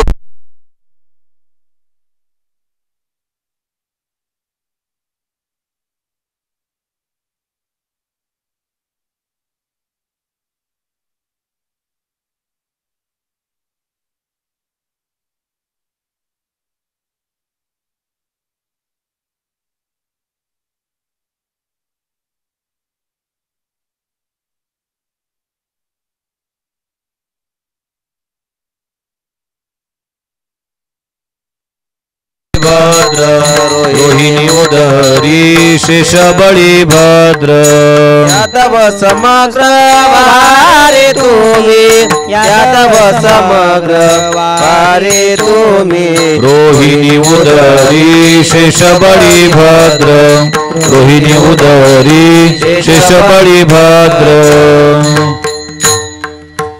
रोहिणी उदरी शेष बळी भद्र महाराज मला पुढचं वाक्य सांगायचं आहे महत्वाचं यादव समग्र भारे तुम्ही मी रोहिणी अर्थात देवकीच्या उदरात कृष्ण रूपाने येईल रोहिणीच्या उदरात शेष बळीभद्र रूपाने येतील पण आम्ही दोघं येऊन नुसतं काम होणार नाही त्याच्या अगोदर तुम्हाला यादव बनलं पाहिजे अकर्मण्यत्व नष्ट केलं पहिल्यांदा तुम्ही काहीतरी करा मग मी तुमच्या करता करेल असं भगवंतांनी कधी आश्वासन नाही दिले की सगळं मीच करेल म्हणून पहिल्यांदा तुम्हाला हातपाय हलवले पाहिजेत पहिल्यांदा तुम्ही काहीतरी केलं पाहिजेत राम अवताराची संकल्पना सुद्धा अशीच आहे क्षीरसागराच्या तटावर भगवंताची स्तुती करण्याकरता गेलेल्या इंद्रादिक देवतांना प्रभू सरळ सांगतात मी अवतार घेईल तुमचं जे काही काम आहे ते सगळं काम करेल पण त्याच्या अगोदर तुम्हाला किष्किंधा नावाच्या प्रदेशाच्या अवतीभोवतीच्या परिसरामध्ये वानराच्या रूपाने प्रगट झालं पाहिजे तुम्ही अगोदर जन्माला या मग मी बाकीचं काम करेल भगवान परमात्म्याची नीती तीच आहे आणि मर्यादा पुरुषोत्तम भगवान रामचंद्र आजच्या तिथीला प्रगट झालेत तो महाराजांचा स्वतंत्र कीर्तनाचा विषय म्हणून त्यांच्या अधिकारावर गदा न आणता त्या विषयाला हात न घालता मी थोडंसं त्याच्या पुढे जाईल आजच्या तिथीला भगवान परमात्म्याचं प्रगटीकरण झालं आणि प्रगटीकरण झाल्यानंतर राजा दशरथाकडे आनंद अशा पद्धतीचा आहेत आणि या चारही भावंडांच्या नामकरणाचा विधी कुलगुरू वशिष्ठांच्या माध्यमातून त्या ठिकाणी संपन्न होतोय 3 राण्या आहेत आणि 4 पुत्र आहेत 3 राण्यांच्या समोर ही 4 पुत्र त्या 4 पुत्रांचं नामकरण होते आहे आणि वैशिष्ट्य असं आहे पहा की त्या ठिकाणी ते नामकरण करत असताना कौशल्येचा जो पुत्र आहे तो कौशल्येचा पुत्र कौशल्येच्या मांडीवर नाहीयेत तो कैकेयीच्या मांडीवर आहे आणि कैकेयीचा जो पुत्र आहे तो कैकेयीच्या मांडीवर नाही तो कौशल्येच्या मांडीवर आहेत रामकथा म्हणजे काय एका वाक्यात सांगा असं जर कोणी मला म्हणेल ना तर रामकथेचं एका वाक्यात चिंतन मी एवढंच मांडेल कौटुंबिक जे काही प्रेम आहेत त्या कौटुंबिक प्रेमाचा मूर्तिमंत वस्तुपाठ आदर्श वस्तुपाठ म्हणजेच रामायण आहेत अलीकडच्या काळामध्ये ही कुटुंब व्यवस्था पूर्णतः उद्ध्वस्त झालेली आहे कुलगुरू वशिष्ठ त्या ठिकाणी नामकरणाचा कार्यक्रम करतात आणि नामकरणाचा कार्यक्रम करत असताना राजा दशरथाला सांगतात राजा दशरथा तुझा जो ज्येष्ठ पुत्र आहेत ना तो ज्येष्ठ पुत्र कौशल्येपासून प्रगट झालेला आहे पण तो कैकेयीच्या मांडीवर आहेत तो कैकेयीच्या मांडीवरचा पुत्र वशिष्ठांनी स्वतःच्या मांडीवर घेतलात आणि मांडीवर घेऊन भगवान परमात्म्याचं ते रूप पाहलत राजस सकुमार बदनाचा पुतळा रवी शशी कळा लोपलिया कस्तुरी मळवट चंदनाची उटी रुळे माळा कंठी वैजयंती पाहिल्या वेधलावी बैशी जीवी जळोनी असं त्याचं ते रूप आहे हा आतापर्यंत या अवनीताला कित्येकदा अवतीर्ण झालात वेगवेगळ्या रूपाने आलात, वेगवेगळ्या कारणाकरता आलात, वेगवेगळं स्वरूप धारण करून आलात, वेगवेगळ्या योनीमध्ये हा प्रगट झाला. हा कधी मच्छ झाला, हा कधी कच्छ झाला, हा कधी वराह झाला, हा कधी नृसिंह रूपाने आलात, हा कधी वामन रूपाने आलात. या वेळेला जो आलायत ना तो फार चांगल्या रूपाने अशा पद्धतीचं हे ब्रह्म प्रगट झालेलं आहे. आणि म्हणून याला मी राम असं म्हणेल. वैकुंठवासी परमपूजनीय डोंगरे बाबा नेहमी एक वाक्य वापरायचे. डोंगरे बाबा म्हणायचे, राम कहो आराम मिलेगा, कृष्ण कहो तृष्णा मिटेगी. राम हा शब्दच आरामदायक आहे. राम या शब्दामध्ये खूप मोठा अर्थ भरलेला आहे. पद्मपुराणामध्ये वर्णन आलेलं आहे. वेगवेगळ्या पुराणामध्ये राम नामाचं महात्म्य आलेलं आहे. रकारोश्चार मात्रेन बहिर्निर्यातिपातकम पुनः प्रवेशाभावेच मकारस्तु कपाटवत. राम या शब्दामध्ये जे दोन अक्षर आहेत, पहिला रा आणि दुसरा म, काय अर्थ आहेत त्याचे? रकारोश्चार मात्रेन बहिर्निर्यातिपातकम. राचा उच्चार होता बरोबर तोंड उघडल्या जातात आणि तोंड उघडल्या गेल्याबरोबर आतमध्ये अंतःकरणात असलेले, शरीरात असलेले सगळेचे सगळे पाप बाहेर पडतात. परंतु ते पाप बाहेर पडल्यानंतर ते ज्यावेळा पुन्हा प्रवेश करण्याचा प्रयत्न करतात तोपर्यंत म या अक्षराचा उच्चार केला जातो आणि म या अक्षराच्या उच्चाराने तोंड बंद होतं. मकारस्तु कपाटवत, म्हणजे त्या पापाला पुन्हा या शरीरामध्ये प्रवेश करता येण्याची व्यवस्था शिल्लक राहत नाही. राम म्हणता जवडी नये भूत नये यमदूत म्हणता राम, किंवा राम म्हणता रामची होईजे आणि पदी बैसोनी पदवी घेईजे. काय राम म्हणतात रे जानता नेनता, राम म्हणतात रे जानता नेनता, राम म्हणतात रे जानता नेनता, राम म्हणतात रे जानता नेनता. होका याती भलता कुळहीन, होका याती भलता कुळहीन. राम म्हणतात रे जानता नेनता, राम म्हणतात रे जानता नेनता. कुळहीन होका याती भलता कुळहीन, राम म्हणतात रे जानता नेनता, राम म्हणतात रे जानता नेनता. राम म्हणता तरी जानता, राम म्हणता तरी नेनता, राम म्हणता तरी यातीहीन कोणी असोत. राम नामाचं चिंतन असं आहे की जे राम नामाचं चिंतन अपेक्षा रहित कार्य करतात. जगाच्या पाठीवर काही गोष्टी अशा आहेत की ज्या अपेक्षा रहित कार्य करतात. अग्नी अपेक्षा रहित कार्य करतो, दिव्य औषधी अपेक्षा रहित कार्य करतात, मादक पदार्थ अपेक्षा रहित कार्य करतात. अपेक्षा रहित कार्य म्हणजे अग्नीची जी दाहकता आहे, अग्नीचा जो चटका देणे हा गुणधर्म आहे, तो अपेक्षा रहित कार्य करतो. जाणत्या माणसाचा हात अग्नीला लागला तरी चटकान, अजाणत्याचा लागला तरी चटकात, जागृतीत लागला तरी चटकात, झोपीत लागला तरी चटकात. मी तो म्हणतो स्वप्नात लागला तरी, नाही का, स्वप्नातला अग्नी सुद्धा स्वप्नात निदान चटकात देतोच. अर्थात अपेक्षा रहित कार्य करतात. दिव्य औषधी अपेक्षा रहित कार्य करतात. तुम्हाला रोग झाल्यानंतर डॉक्टर जी औषध लिहून देतात ती औषध तुमच्याकडून अपेक्षा ठेवते का तिचं महात्म्य जाणून घेण्याची? अर्थात त्या बॉटलवर लिहिलेलं असते, नियमच तर तो असला पाहिजे, पण आम्हाला समजत नाही, अपेक्षा ठेवत नाही. औषध पोटात गेली की त्याचं काम करत असते. मादक पदार्थ अपेक्षा रहित काम करतात. तसं भगवत नामचिंतन हे अपेक्षा रहित काम करतात.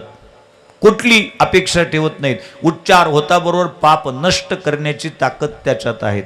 लोकांना पटत नाही अलीकडच्या काळामध्ये. ते म्हणतात नाही व आम्हाला नाही पटत.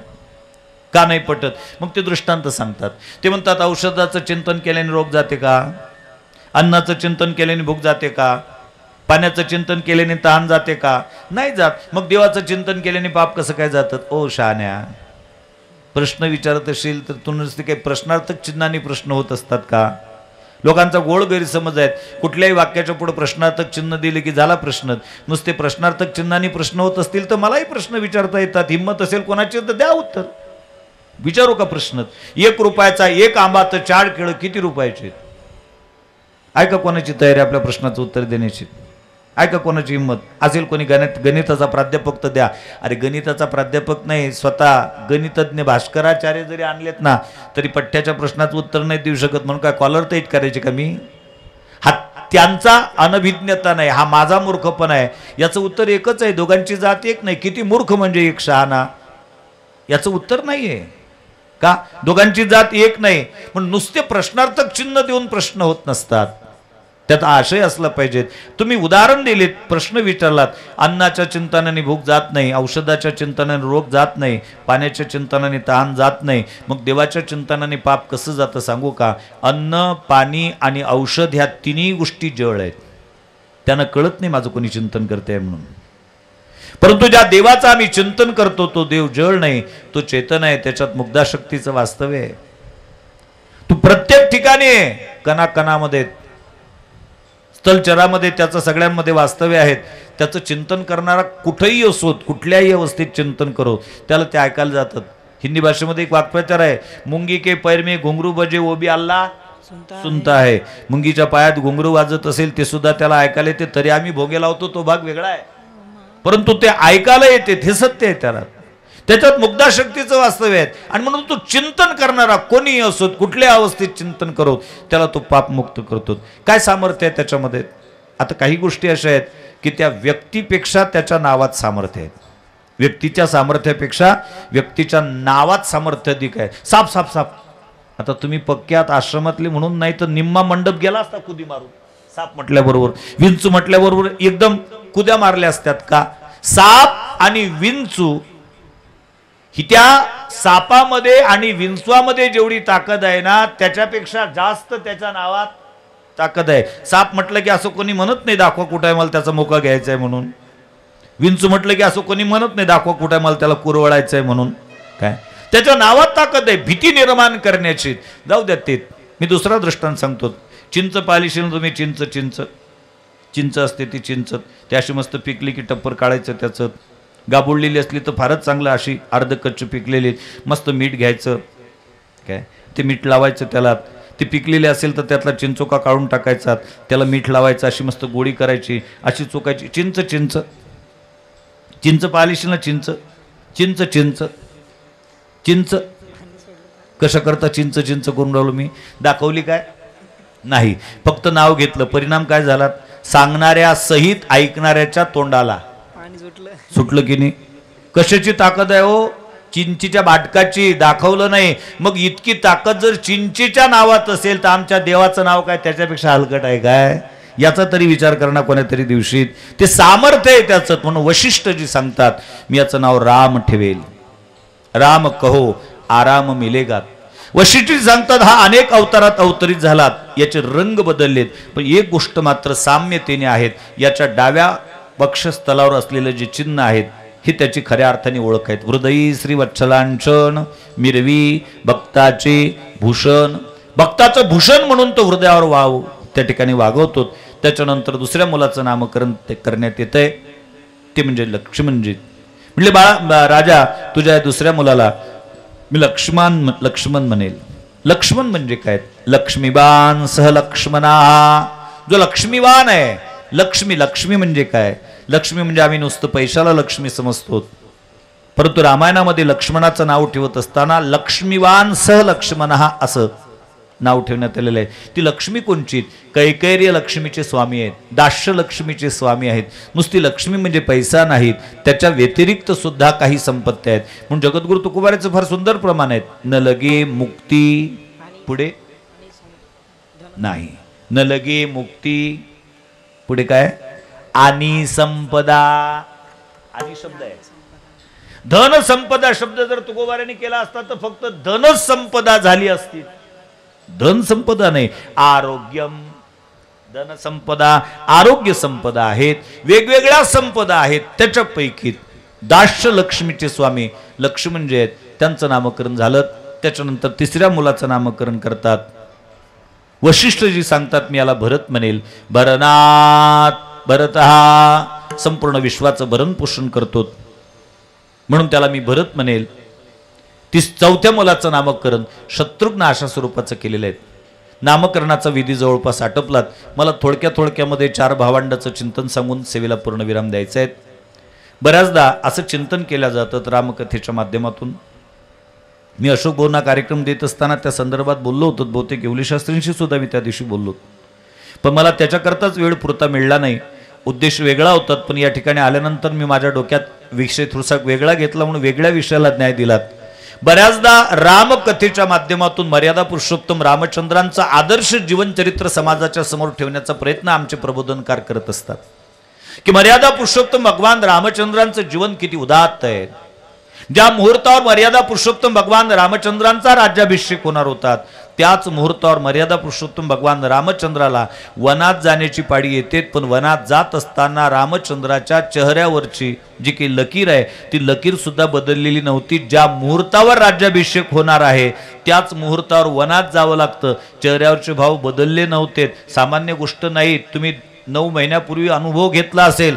मुख्यमंत्र्याची बाशिंग गुडघ्याला बांधून असल्याने वेळेवर मुख्यमंत्र्याचं नाव बदलल्यानंतर चेहरा कसा झालेला होता नसेल तर तुम्ही पाहून घ्या ते त्या दिवशीचे जे काही व्हिडिओ असतील ते.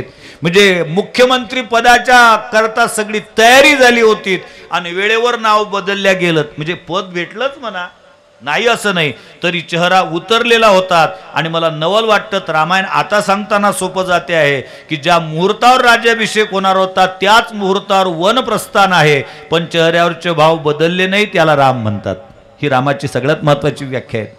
कुठलाच भाव बदललेला नाही. नवी लक्ष्मणाशी संवाद साधत असताना, कौशल्याची संवाद साधत असताना रामचंद्र वाचात म्हणजे लक्षात येईल. कौशल्याला मर्यादा पुरुषोत्तम भगवान रामचंद्र सांगतात, आई, माझ्या बापाने तरी मला नुसतं अयोध्येचं राज्य दिलं होतं, माझ्या कैकेयी मातेने तर मला संपूर्ण वनाचं साम्राज्य दिलेलं आहे, मला आता वनात जायचंय. मला राम नाहीच सांगायचे. आजही रामाचा त्याग आम्हाला मोठा वाटतो, पण खरं सांगू का, रामचंद्राच्या त्यागापेक्षा लक्ष्मणजीचा त्याग खूप मोठा आहे. कारण वनवासाच्या यादीमध्ये नाव रामाचं आहे, लक्ष्मणाचं नाव नाहीये. पण लक्ष्मणजी स्वेच्छेने ते जीवन पत्करतात. रामचंद्राला वल्कला परिधान केलेल्या अवस्थेमध्ये ज्यावेळा लक्ष्मणजी पाहतात आणि सांगतात, दादा काय नाटक आहे, राज्याभिषेक आहे तुमचा आज, आणि राज्याभिषेकाच्या पर्व काळावर तुम्ही राजवेशात असावं आणि तुम्ही अशा वेशात दिसतात, काय कारण आहे. रामचंद्र हसून सांगतात लक्ष्मणाला, अरे लक्ष्मणा, माझा राज्याभिषेक अयोध्येच्या सिंहासनावरचा नाही रे, माझा राज्याभिषेक वनवासात झालेला आहे, मला वनात जायचं आहे. लक्ष्मणजी संतापतात. सांगितलं वनात? कोणी सांगितलं तुम्हाला वनात जाण्याचं? म्हणजे बापाची आज्ञा आहेत, वडिलांची, बाबांची आज्ञा आहेत. वडिलांची आज्ञा आहे म्हटल्याबरोबर लक्ष्मणजी संतापतात. कोणी अधिकार दिलात? राजा दशरथाला. तुम्हाला वनात पाठवण्याचा आदेश देण्याचा अधिकार दिलात कोणी? अयोध्येचं सिंहासन, अयोध्येचं राज्य हे राजा दशरथाची व्यक्तिगत संपत्ती आहेत का? व्यक्तिगत संपत्ती नाही, सार्वजनिक संपत्ती आहे. एखाद्या प्रधानमंत्र्यांनी संसद भवनामध्ये एखादा निर्णय घ्यावा, एखादा कायदा पारित करावा, त्याच्या बातम्या पेपरला प्रकाशित होऊन याव्यात आणि दुसऱ्या दिवशी अचानकपणे पत्रकारांना पंतप्रधान महोदय मिळावेत आणि त्या पंतप्रधानांचं स्वागत त्या पत्रकारांनी करावं आणि त्यांना सांगावं, साहेब तुम्ही काल पारित केलेला कायदा अत्यंत महत्वाचा आहे, लोकांमध्ये आज आनंद आहे, बातम्या वाचून लोक प्रसन्न झालेले आहेत, तुमची प्रतिक्रिया काय या संदर्भात. आणि पंतप्रधान महोदयांनी समोर यावं आणि पत्रकारांना सांगावं की तुम्ही छापून आणलेल्या ज्या बातम्या आहेत, काल संसदेत पारित झालेला जो कायदा आहेत ना, मला सखेच सांगावंसं वाटतं की तो कायदा आज रद्द करण्यात आलेला आहे आणि त्याचं कारण आहे आमच्या मॅडम नाही म्हणतात. मी घरी गेल्यानंतर मॅडमने सांगितलं हा कायदा पारित करणं योग्य नाही, आमच्या मॅडम नाही म्हणतात, त्यामुळे तो कायदा रद्द करण्यात आला. शक्य आहे? संसदेने पारित केलेला कायदा पंतप्रधानाच्या मॅडम नाही म्हणतात म्हणून रद्द करणं शक्य नाही. तसं रामाचा राज्याभिषेक व्हावा हा संसदेत पारित झालेला कायदा आहे आणि त्यांच्या मॅडम जर नाही म्हणत असतील तर राजा दशरथाची व्यक्तिगत संपत्ती आहे का? बापावर महाभियोग चालवण्याची भाषा बोलवणारे लक्ष्मणजी आहेत. राजा दशरथाला ओढूत आपण कोर्टामध्ये महाभियोग चालवत नसेल शक्य तर राजा दशरथाच्या वधापर्यंतची भाषा बोलतोय लक्ष्मणजी. कोण आहेत लक्ष्मणजी? कोण आहेत लक्ष्मण? वाल्मिकी रामायणामध्ये लक्ष्मणजीच्या बाबतीत लिहित असताना एक वाक्य फार महत्वाचं लिहिलेलं आहे. लक्ष्मण हा रामचंद्राचा बहिष्कर प्राण आहेत. रामचंद्राच्या शरीरामध्ये एक प्राण आहे आणि रामचंद्राच्या शरीराच्या बाहेर दुसरा प्राण आहे, त्याला लक्ष्मण असं म्हणतात. आणि लक्ष्मणाच्या जीवनाचं ध्येय एकच आहे. ते ध्येय कोणचं आहे माहिती आहे का? माता रामम मत पिता रामचंद्र, हा माझी माता ही राम आहे आणि माझा पिता ही राम आहे. राम हेच दैवत आहे. रामाला जो अनुकूल असेल तो माझा आणि रामाला जो प्रतिकूल असेल तो कितीही जवळचा असेल तो तर माझा शत्रू समजणारा व्यक्तिमत्व म्हणजे लक्ष्मणजी. लक्ष्मणजी सांगतात, अरे दादा, अरे कैकेयी मातेच्या वराप्रमाणे अशा पद्धतीने जावं लागतं. कैकेयीला मारण्याच्या दृष्टिकोनातून लक्ष्मणजी शस्त्र उगारतात. शेवटी रामचंद्र लक्ष्मणाला सांभाळण्याचा प्रयत्न करतात. लक्ष्मणाला सांगतात, लक्ष्मणा, मी तुझं शौर्य समजू शकतो, परंतु शूराच्या अंगात असलेलं हे जे काही शौर्य असतं, शूरत्व असतं, हे स्त्रीवर शस्त्र उगारण्याकरता उपयोगाला आणायचं नसते, ते शत्रूला परास्त करण्याकरता उपयोगाला आणायचं असते. लक्ष्मणजी ते शब्द हेरतात आणि दादा सांगतात, दादा, खरंच तुमचं म्हणणं असं असेल तर तुम्ही जर वनात जात असाल तर हा लक्ष्मण तुमच्या सोबत वनात येईल. लक्ष्मण वनात येईल म्हटल्यानंतर मर्यादा पुरुषोत्तम रामचंद्र लक्ष्मणाची परीक्षा पाहतात आणि लक्ष्मणाला सांगतात, बाबा, वनात यायला हरकत नाही, माझी काही अडचण नाही, सोबती असला तर बरं होईल, परंतु तू माता सुमित्रेची परवानगी काढली पाहिजे. आई या नात्याने आईला विचारलं पाहिजे. त्यावेळेला लक्ष्मणजी सांगतात, माझी माई तूच आहेस दादा आणि माझा बापही तूच आहेस, मला कोणाची परवानगी काढण्याची गरज नाही. अरे म्हटली, बाबा, असं चालत नाही, लौकिकाच्या दृष्टिकोनातून व्यवहार सांभाळावा लागतो, जाणं तू सुमित्रेकडे. लक्ष्मणजी विचार करतात, आपण सुमित्रेकडे जावं, तोपर्यंत दादानी वनात निघून जावं, असं होऊ नये म्हणून वचन घेतात आणि सुमित्रेकडे जातात धावत धावत आणि नमस्कार करतात माता सुमित्रेला. सुमित्रेला प्रार्थना करतात, आई, दादा वनात चाललायत आणि मला तुझी परवानगी पाहिजे. राम दादाच्या सोबत 14 वर्ष वनात जायचंय. सुमित्रेला एवढा आनंद आहे, कारण सुमित्रेचे डोहाळेच ते होते. कोणचे? वडिलाची सेवा अहर्निशी, अहर्निशी वडीलधाऱ्याची सेवा घडावी ही तिचे डोहाळे होते आणि ते डोहाळे आज प्रत्यक्षात उतरताना दिसतात. सुमित्रेचा आनंद गगनात मावत नाही आणि सुमित्रा लक्ष्मणाला सांगते, लक्ष्मणा, अरे मी तुला जाण्याची परवानगी देतोय बाळा, पण एक गोष्ट लक्षात ठेव, वनात जात असताना ज्या कार्याकरता चाललेला आहे तो उद्देश तू विसरता कामा नये. म्हटले, कुठला उद्देश? रामसेवेकरता चाललात ना तो वनामध्ये, मग एक लक्षात ठेव, स्वप्नातही रामसेवे वाचून राहायचं नाही. लक्ष्मणजीने हात जोडले, त्याने आईला विचारत, आई बोल काय म्हटलं, पुन्हा सांग एकदा. म्हणजे स्वप्नातही रामसेवे वाचून राहायचं नाही. बस. म्हणजे ठीक आहे. मग आई तुला सांगू का, स्वप्न कधी पडत असतात ग? अरे म्हटले, लक्ष्मण तुला लक्षात नाही येत का? अरे झोपल्यानंतर माणसाला स्वप्न पडत असतात. सुमित्रेला लक्ष्मणजी सांगतात, आई खरं सांगू का, स्वप्न जर झोपेत पडत असतील, झोपल्यानंतर जर स्वप्न पडत असेल ना, तर हा तुझा पुत्र लक्ष्मण प्रतिज्ञा करतो, पठ्ठ्या 14 वर्ष झोपणारच नाही, त्यामुळे स्वप्न पडण्याचा प्रश्नच नाही, स्वप्नातही रामसेवे वाचून राहण्याचं कामच नाही. 14 वर्ष निराहार आणि झोपेशिवाय जगलेला निष्ठावंत प्रभूचा सेवक जर कोण असेल तर लक्ष्मणजी आहेत. या जगामध्ये सगळ्यात जास्त कठीण काम जर कोणचं असेल तर ते सेवेचं आहे. भगवान वेदव्यासानी फार सुंदर चिंतन मांडलंय. जीवंतोपी मृता पंच व्यासेन परिकीर्तितः दरिद्रो व्याधितो मूर्खो प्रवासी नित्यसेवकः. या जगतामध्ये 5 लोक जिवंत असून मेल्यासारखे आहेत. कोणचे? दरिद्रो, दरिद्री, व्याधिग्रस्त, मूर्ख, प्रवासी आणि नित्यसेवक असणारे लोक. जिवंत असून मृत्यूग्रस्त म्हणजे मेल्यासारखे ते असतात. आणि सेवकाचं जीवन कसं असावं हे लक्ष्मणजीच्या जीवनातून पहा. मी त्या दिवशी तुम्हाला एक धावता संदर्भ देऊन गेलो होतो. लक्ष्मणजीच्या जीवनामध्ये केवढे मोठे आघात आहेत होत. सीतादेवीच्या अग्निपरीक्षा करण्याच्या दृष्टिकोनातून मर्यादा पुरुषोत्तम भगवान रामचंद्राने घेतलेला निर्णय लक्ष्मणाच्या बुद्धीच्या विरोधातला आहे आणि त्याला विरोध करण्याचा प्रयत्न लक्ष्मणजी करतात, परंतु तो विरोध पूर्णपणे करता येत नाही. रामचंद्र त्याचा विरोध झुगारतात आणि त्या अग्निपरीक्षेकरता लागणारे लाकडं आणण्याचा आदेश सुद्धा लक्ष्मणाला देतात. पण लक्ष्मणजी हे निमूटपणे सहन करतात. एखादा कमजोर, एखादा आर्थिकदृष्ट्या दुर्बल असणारा व्यक्ती एखाद्या अधिकारी व्यक्तीच्या अधिपत्याखाली काम करत असेल, नवल नाही, सक्षम असताना, बलवान असताना, ताकदवान असताना, शक्तिवान असताना असणाऱ्या माणसाने जीवनभर केलेल्या आज्ञेचं निर्वहन हे सगळ्यात महत्त्वाचं कौतुकास्पद अशा पद्धतीचं आहे. आणि दुसरा प्रसंग आहे सीतादेवीच्या त्यागाचा निर्णय ज्यावेळेला रामचंद्र घेतात त्यावेळेलाही आक्षेप आहे लक्ष्मणाचा, परंतु लक्ष्मणाच्या आक्षेपाकडे भगवान रामचंद्र लक्ष न देता सीतादेवीच्या त्यागाचा निर्णय घेतल्यानंतर वाल्मिकीजीच्या आश्रमामध्ये सीतेला सोडून देण्याचं काम सुद्धा लक्ष्मणावरच टाकतात आणि निमुटपणे लक्ष्मणजी सहन करतात. त्याही पुढे एक वाक्य सांगू का? मर्यादा पुरुषोत्तम रामचंद्रांवर लक्ष्मणाचं प्रेम होतं हे तर कदाचित सगळ्यांनाच माहीत असेल, वाचून असेल, ऐकून असेल. पण खरं सांगू का, लक्ष्मणजीचं जितकं प्रेम रामचंद्रांवर होतं त्याच्यापेक्षा कितीतरी अधिक प्रमाणामध्ये रामचंद्रांचं लक्ष्मणावर प्रेम आहे. आणि त्याच्याकरता एकच उदाहरण देईल मी लक्ष्मणाच्या जीवनाच्या संदर्भामध्ये. रामचंद्रांनी अयोध्येचा वियोग सहन केलात, अयोध्यावासियाचा वियोग सहन केलात, वडील वैकुंठवासी झाले ते कळल्यानंतर राजा दशरथाचा वियोग सहन केलात. त्याच्या पुढे बोलू का, प्राणप्रिय असणाऱ्या सीता नावाच्या पत्नीचाही वियोग सहन केलात. रामचंद्र संपूर्ण हयातीत राम अवतारामध्ये एकाच व्यक्तीचा वियोग सहन करू शकत नाही, तो म्हणजे लक्ष्मणजी.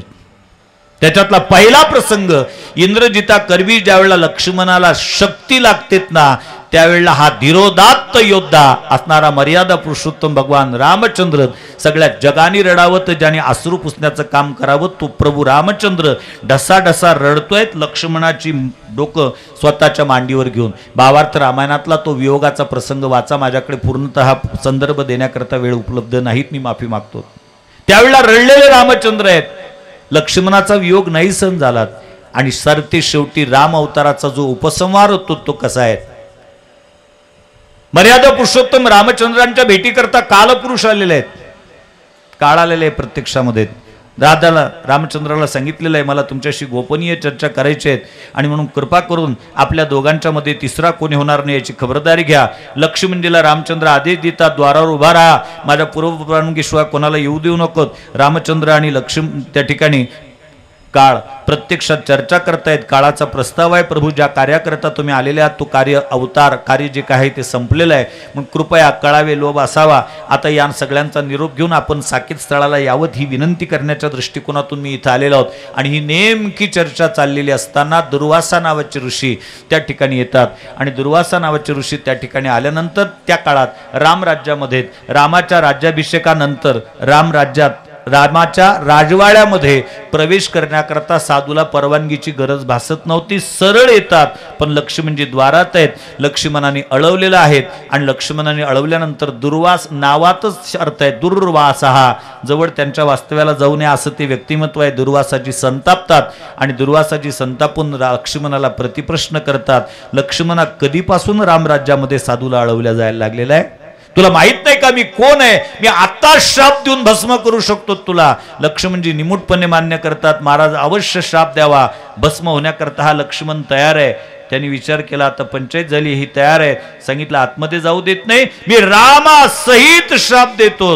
लक्ष्मणजी पाय पकडतात दुर्वासा नावाच्या ऋषीचे, सांगितलं महाराज मला काय करायचे ते करा, माझ्या दादाच्या संदर्भामध्ये असं बोलू नका, म्हणजे आतमध्ये जाऊ देत नाही. लक्ष्मणजी विचार करतात यांना आतमध्ये जाऊ दिलं तरी देह त्यागच करावा लागतो आपल्याला, कारण नियमाचं उल्लंघन झालं तर रामराज्याची शिक्षा ठरलेली आहे, देहदंडाची शिक्षा भेटणार आहे. आणि यांना नाही जाऊ दिलं तरी देहदंड आहेच, मरावंच लागतेत ना. मग आतमध्ये जाऊ दिलं तर देहदंडाची शिक्षा एकट्याला होईल, न जाऊ दिलं तर हे दादा सहित शाप देतील, दादाच्या केसाला धक्का लागता कामा नये. दुर्वासाजीला नमस्कार करतात, रामचंद्राच्या भेटी करतात. लक्ष्मणजी आत जातात, चर्चा जी आहे ती खंडित होते, कालपुरुष निघून जातात. मर्यादा पुरुषोत्तम रामचंद्र लक्ष्मणाला विचारतात काय म्हटले, आचार्य अर्थात दुर्वासा नावाचे ऋषी आपल्या भेटी करता आलेले आहेत, त्यांना आतमध्ये यायचं आहे, त्यांना आतमध्ये आणल्या जातात. त्यांची इच्छा काय, काही नाही हो, भोजन करायचं होतं, फक्त त्यांच्या भोजनाची व्यवस्था होते. पण भोजनाची व्यवस्था होऊन दुर्वासाजी परत निघून जातात आणि राजशिष्टाचाराच्या नियमाप्रमाणे मर्यादा पुरुषोत्तम रामचंद्र सिंहासनावर विराजमान होतात. पण राजाज्ञेचं उल्लंघन लक्ष्मणाने केलं म्हणून राजाच्या कर्तव्य कठोरपणाचं दर्शन त्या ठिकाणी घडवतात आणि सिंहासनावरून सरळ सांगतात, लक्ष्मणा मी तुझा त्याग केलाय.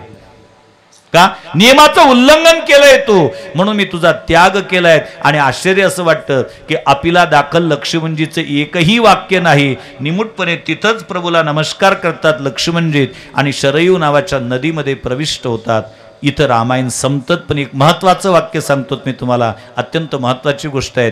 मर्यादा पुरुषोत्तम रामचंद्र सिंहासनावरून खाली उतरतात आणि सिंहासनावरून खाली उतरल्यानंतर वशिष्ठांच्या पायावर डोकं ठेवतात आणि वशिष्ठजीला सांगतात, कुलगुरुजी मी राजा या नात्याने माझं राज कर्तव्य सिंहासनावर बसून निमूटपणे पार पाडलेलं आहे. माझा प्राणप्रिय असणारा बंधू त्याचा त्याग करण्याचा आदेश मी पारित केलाय. कुलगुरुजी माझ्या माहितीप्रमाणे माझ्या राज कर्तव्यात मी कुठलीच कसर ठेवलेली नसावी. आता एकच विनंती आहे, माझं राज कर्तव्य ज्या पद्धतीने मी पार पाडलं ना, तसं बंधू या नात्याने सुद्धा माझं कर्तव्य पार पाडण्याचा अधिकार मला कुलगुरूंनी द्यावा. राजा या नात्याने ज्या रामाने लक्ष्मणाचा त्याग केलाय, बंधू या नात्याने त्या लक्ष्मणासोबत मला जाण्याची परवानगी द्यावी असं वशिष्ठांना म्हटलं. आणि लक्ष्मणाच्या मागोमाग मर्यादा पुरुषोत्तम रामचंद्र सुद्धा शरयूमध्ये जातात आणि स्वतःचा देह त्या ठिकाणी विसर्जित करतात. किती महत्वाची गोष्ट आहे. जे सगळ्यांचा वियोग सहन करू शकतात, ते ज्याचा वियोग सहन करू शकत नाहीत त्याला लक्ष्मण म्हणतात. मर्यादा पुरुषोत्तम भगवान रामचंद्राची जी कीर्ती पताका जगतावर फळकताना दिसते ना, खरंच रामचंद्र ही कीर्ती पताका आहे. पण ती पताका ज्या दंडात घालून फळकल्या जाते तो दंड म्हणजे लक्ष्मणजी आहेत. आणि मला सांगताना स्वाभिमान वाटतो, वारकरी संप्रदायामध्ये नाही, शास्त्रीय दृष्टिकोनातून नाही, तर शासकीय दृष्टिकोनातून सुद्धा ध्वज वंदनीय आहे, पण दंड मात्र पूजनीय आहेत. 15 ऑगस्ट आणि 26 जानेवारीला आम्ही सरकारी कार्यालयात जातो कशा करता? ध्वज वंदना करता. ध्वजाला वंदना आहे, पण पूजन ध्वजाचं आहे का दंडाचं आहे? पूजन दंडाचं आहे.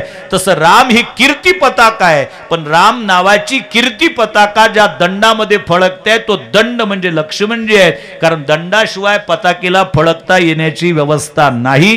म्हणून रामायणातले रामचंद्र जितके महत्वाचे आहेत, किंबहुना काकणभर सरस त्याच्यापेक्षा जास्त महत्वाचं व्यक्तिमत्व म्हणजे लक्ष्मणजी आहेत. लक्ष्मणजीचा त्याग तेवढाच आहे. आम्हाला रामाबरोबर लक्ष्मणाचा त्याग करतो, मग भरताचा त्याग किती मोठा आहे. ओ मर्यादा पुरुषोत्तम भगवान रामचंद्रासोबत लक्ष्मणजी जातात, वनात जातात म्हणून वल्कला परिधान करतात. काय नवल आहे? चालून आलेलं सिंहासन आहे भरताकडे, बिनविरोध आलेलं सिंहासन आहे भरताकडे. पण भरताचं जीवन काय आहे? आम्हाला काही शहाणे सांगतात, बस करा महाराज रामायण सांगणं आता बस करा. रामायण आणि महाभारतातल्या संकल्पना कालबाह्य झाल्या. ओ शहाण्या, प्रवचनानंतर तुझ्याकरता आधी 1 तास देतो, हिंमत असेल तर बोल माझ्याशी, असेल कोणाची तयारी तर मला सांग. फक्त रामायणातली कुठली संकल्पना कालबाह्य झाली तू सिद्ध करून दे, नाही तर हा वासुदेव महाराजांचा शिष्य सिद्ध करून देतो. तुझ्या सगळ्या गोष्टीचं खंडन जर नाही केलं तर वासुदेव महाराजांचा शिष्य म्हणून घेणार नाही जन्मामध्ये. हिंमत असेल कोणाची तर उतराव त्यांनी मैदानामध्ये. कुठली संकल्पना कालबाह्य झाली रे? अरे ज्या देशामध्ये एका घरात राहणारे 2 माणसं एकमेकाच्या विरोधात निवडणूक लढवत असतात, पती वेगळ्या पक्षात पत्नी वेगळ्या पक्षात, आमचं तन खुर्ची करता, आमचं धन खुर्ची करता, आमचं मन खुर्ची करता, आमच्या जीवनातला पण सुद्धा खुर्ची करताच असते.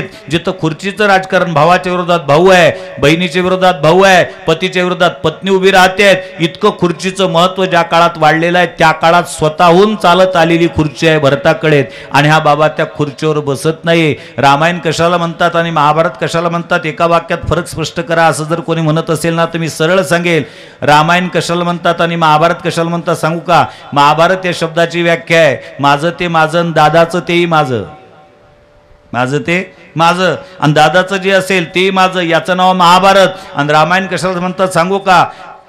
दादाचं ते दादाचंच, पण माझं ते दादाचं. माझं काहीच नाही, फक्त दादाचं आहे. स्वतःहून चालत आलेली खुर्ची आहे. हो, हा त्यागी महात्मा त्या खुर्चीवर बसत नाहीत. आणि हा याच देशाचा इतिहास आहे.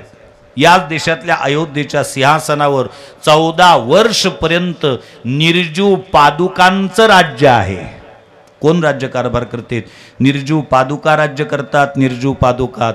आणि मला सांगताना आश्चर्य वाटतं, निर्जीव पादुका ज्या वेळेला या अयोध्येच्या सिंहासनावर होत्या, रामायण वाचात लक्षात येईल, त्या काळात अयोध्येचा खजिना 10 पट वाढला होता आणि सीमा 4 पट वाढलेली होती. आमची जिवंत मुर्दे खुर्च्यांवर असतात. वाक्य लागत असेल कदाचित, नाईलाज आहे माझा. भावना समजून घ्या तुम्ही. जिवंत मुर्दे खुर्च्यांवर बसतात आणि निवडणूक पूर्व प्रचाराकरता आले असताना दिलेल्या आश्वासनाची पूर्तता होताना दिसत नाही. ज्यावेळा कार्यकर्ते त्यांना विचारतात, भाऊ त्या आश्वासनाचं काय? म्हटले दिलं होतं, परंतु अगोदरच्यानी तिजोऱ्या ढणढणीत करून ठेवल्यात, रिकाम्या करून ठेवल्यात, आम्ही काही करू शकत नाही. जिथं जिवंत मुर्दे खुर्च्यांवर असतात तिथं खजिने रिकामे होतात आणि निर्जीव पादुका ज्यावेळा सिंहासनावर असतात त्यावेळा खजिने दसपट वाढतात. काय ही संकल्पना कालबाह्य झाली? कुठली संकल्पना कालबाह्य झाली सांगा ना. जिथं तन खुर्ची करता, धन खुर्ची करता, मन खुर्ची करता, सगळं खुर्ची करता असताना स्वतःहून चालून आलेल्या खुर्चीला नाकारल्या जातात. आणि या बाबा नंदीग्राममध्ये 14 वर्षपर्यंत वल्कला परिधान करून राहतो. केवढा मोठा त्याग आहे. भरताचं जीवन हे 100% अनुकरणीय जीवन आहे. भक्ती क्षेत्रामध्ये भरता एवढं अनुकरणीय जीवन भारतीय पौराणिक इतिहासात कोणाचंच नाही. मला मान्य आहे वारकरी संप्रदायामध्ये आम्ही गवळणींची भक्ती सर्वात श्रेष्ठ भक्ती मानतो, परंतु परिस्थिती अशी आहे गवळणीची भक्ती कितीही सर्वश्रेष्ठ प्रकारची असलीत ना तरी गवळणीची भक्ती 100% अनुकरणीय नाही. गवळणीप्रमाणे आम्ही जीवन नाही जगू शकत. नाही ती स्थिती आमच्यात. एकाच व्यक्तीने गवळणीनंतर गवळणीप्रमाणे जीवन जगण्याचा प्रयत्न केला. तिचं नाव आहे मीराबाई. मीराबाईंनी जगण्याचा प्रयत्न केला.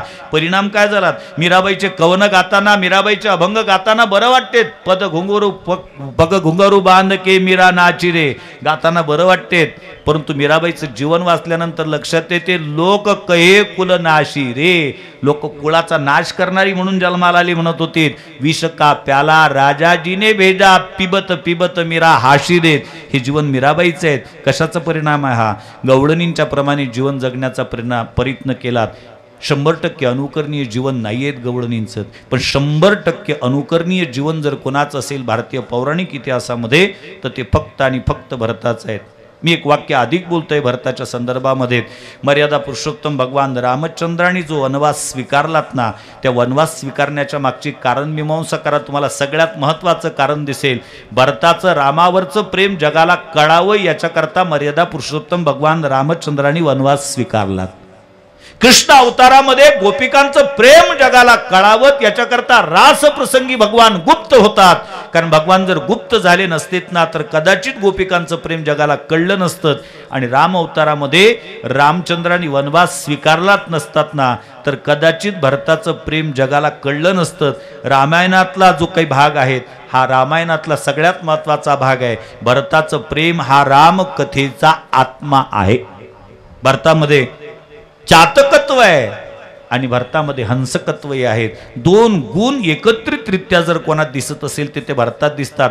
चातक हा उत्कट प्रेमाचं प्रतीक आहे आणि हंस हा विवेकाचं प्रतीक आहे. दोन्ही गोष्टी एकत्रित नांदताना दिसत नाहीत. विवेक आणि उत्कटता एका क्षेत्रामध्ये एका केंद्रबिंदूमध्ये येऊन काम करत नाहीत. ते भरताच्या जीवनामध्ये आम्हाला प्रामुख्याने पाहण्याकरता मिळत आहेत. वनामध्ये असताना ज्या ज्या वेळेला लक्ष्मणजी अयोध्येचा अर्थात रामचंद्र आणि लक्ष्मणजी चर्चा करताना अयोध्येचा विषय निघतोत ना त्या वेळेला लक्ष्मणजीची जी काही जिभेची धार आहे ते थेट कैकेयीकडे जाते. कैकेयीला दूषण देण्यामध्ये लक्ष्मणजी स्वतःला मोठेपणा अशा पद्धतीत समजतात किंवा कैकेयीचं वर्णन तिला दोष देण्यामध्ये फार ताकद अशा पद्धतीचे त्या ठिकाणी लावताना दिसतात.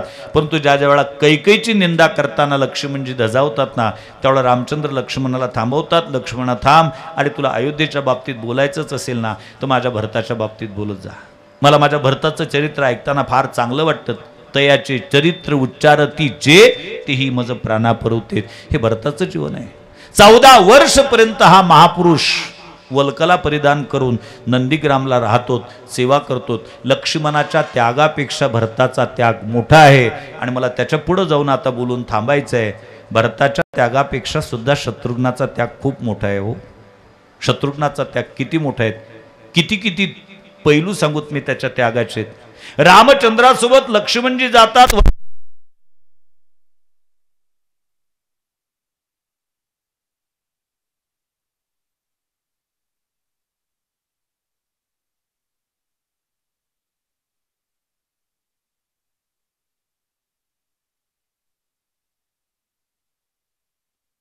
नाही काय आश्चर्य नाही. मला त्याच्या पुढे शत्रुघ्नाचं जीवन सांगायचं आहे. हा एक महापुरुष आहे रामायणातला. हे रामायणातलं एक उपेक्षित पात्र आहे. की ज्या पात्राकडे खऱ्या अर्थाने त्या पात्राचं वर्णन करण्याकरता आमच्याकडे वेळ शिल्लक नसतो. केवढा मोठा त्याग आहे शत्रुघ्नाचा. हा राजवाड्यात राहतोय, राजवाड्यात, आणि राजवाड्यात राहत असताना केवढ्या मोठ्या जबाबदाऱ्या आहेत.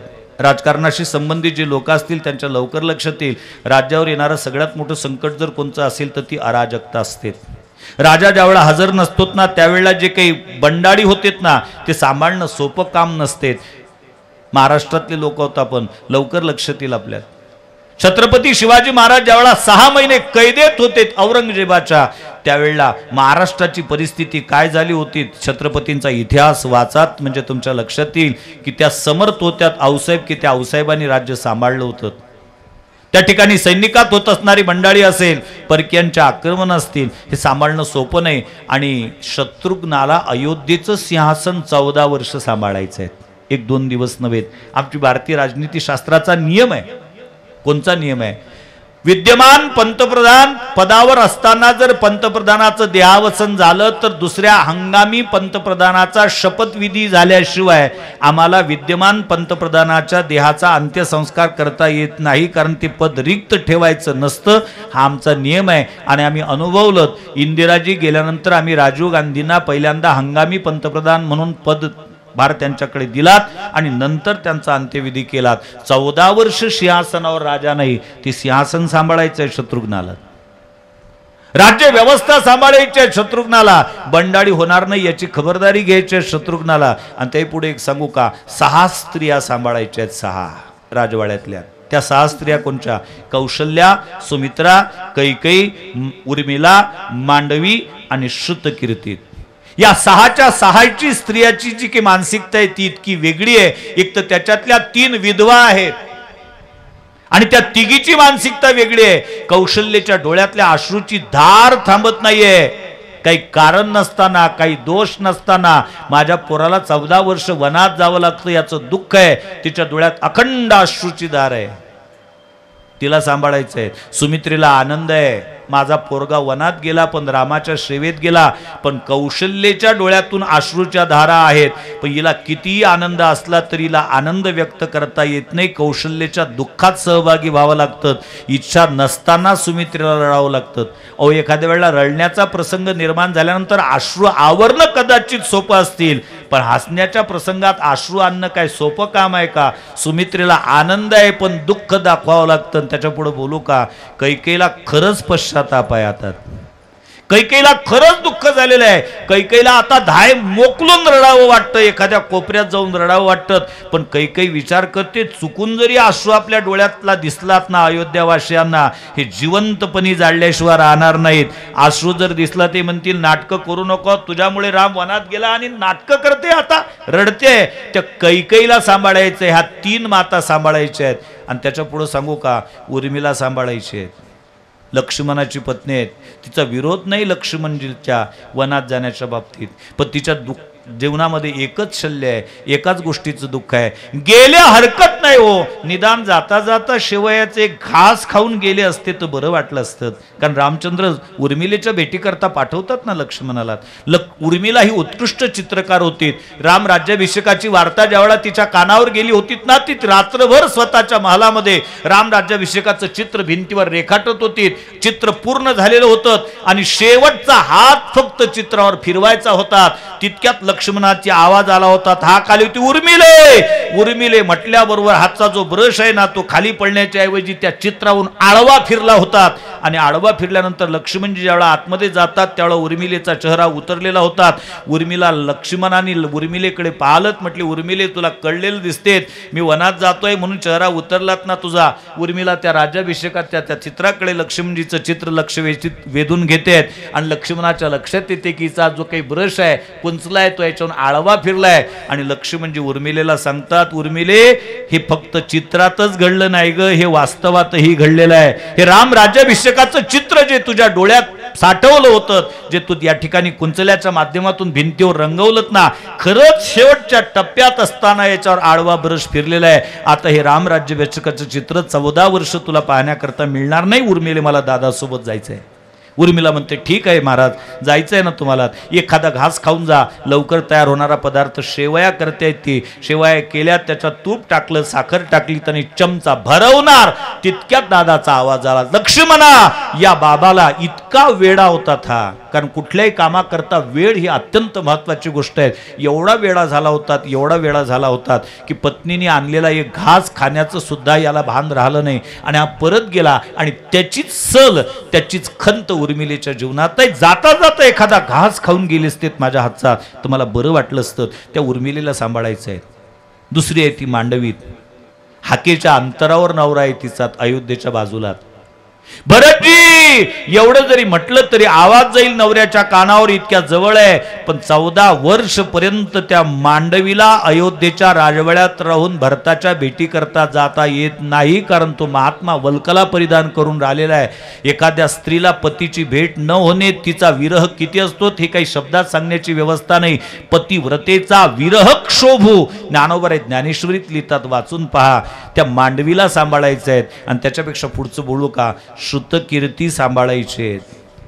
श्रुतकीर्तीचं जीवन किती विचित्र आहे. उर्मिलेचा नवरा वनात आहे, मांडवीचा नवरा नंदीग्रामला आहे, पण श्रुतकीर्तीचा तिच्या जवळच आहे, रोज अवतीभोवती आहे. पण आपल्या 2 बहिणी दुःखी आहेत, त्यामुळे आपल्याला सुद्धा पतिसुखाचा कधीच आनंद उपभोग घेण्याची व्यवस्था नाही. आणि म्हणून ती पतीकडे पाहते पण बोलत नाही. अशी या विचित्र 3 मानसिकतेच्या स्त्रिया सांभाळण्याची जबाबदारी शत्रुघ्नावर आहेत. आणि काय व्यक्तिमत्व आहेत ते कुठंच पुढं नाही हो, कुठंच पुढं नाही. रामासोबत लक्ष्मणाचं नाव जोडलं गेलं, पण भरतासोबत शत्रुघ्नाचं नाव जोडलं गेलं नाही. 14 वर्ष सांभाळतोय सिंहासन, पण या बापाच्या डोक्यामध्ये कधी स्वप्नातही विचार आला नाही. निदान बसून तर पाहावत ना आपण त्याच्यावर, नाही. बसून पाहण्याचा सुद्धा क्षुद्र विचार याच्या मनात कधी येत नाहीत. मानवी जीवन जगत असताना, पारमार्थिक क्षेत्रात जीवन जगत असताना ज्यावेळा अहंकार नावाचा शत्रू आडवा येतो ना आमच्या जीवनामध्ये, त्यावेळा प्रत्येकाने शत्रुघ्नाचं चिंतन केलं पाहिजे. अहंकार विवर्जित करण्याचं सर्वोत्तम औषध जर कोणतं असेल तर ते शत्रुघ्नाचं जीवन आहे. ज्यावेळेला रामचंद्र परत येतात ना अयोध्येमध्ये रावणाला मारून, त्यावेळेला पादुका घेऊन जाणारे भरत आहे तो पुढं, तिथेही शत्रुघ्न दिसत नाहीत, तिथेही तो महात्मा मागच राहिलेला आहे. मी एकच वाक्य बोलतो, तुमच्या लक्षात येईल. आम्ही पर्यटनाकरता जातो, दक्षिण भारतात जातो, त्या ठिकाणची आम्हाला मंदिरं दिसतात, त्या ठिकाणच्या आम्हाला गोपुरं दिसतात, आणि लगेच आमच्या खिशातले मोबाईल निघतात ते फोटो क्लिक करण्याकरता, सेल्फी काढण्याकरता. काय मंदिर बांधलं असेल, काय कळस आहे, किती उंच आहे, किती चांगले कलाकार असतील. आम्ही फोटो मंदिराच्या कळसाचेच काढतो, पण मंदिराच्या कळसाचे फोटो काढत असताना आम्ही बेमालूमपणे विसरत असतो की या मंदिराचे कळस जितके सुंदर दिसतात ना, त्या सुंदर दिसण्यामागे एकच कारण आहे, या मंदिराच्या पायात दगड आहेत, ते पायातले दगडच याचा सगळा ओझ सहन करतायत. पण फोटो कधीच पायातल्या दगडाचा निघत नसतो, कळसाचाच निघत असतो. आणि माझ्या माहितीप्रमाणे ज्या दिवशी पायातल्या दगडाला आपला फोटो निघावा असं वाटेल ना, त्या दिवशी या जगातलं एकही मंदिर शिल्लक राहणार नाही. कारण ते दगड ज्या दिवशी वर येतील त्या दिवशी एकही कळस शिल्लक नसेल. त्या दगडाचा अर्थात त्या पायातल्या दगडाचा तो त्याग आहे.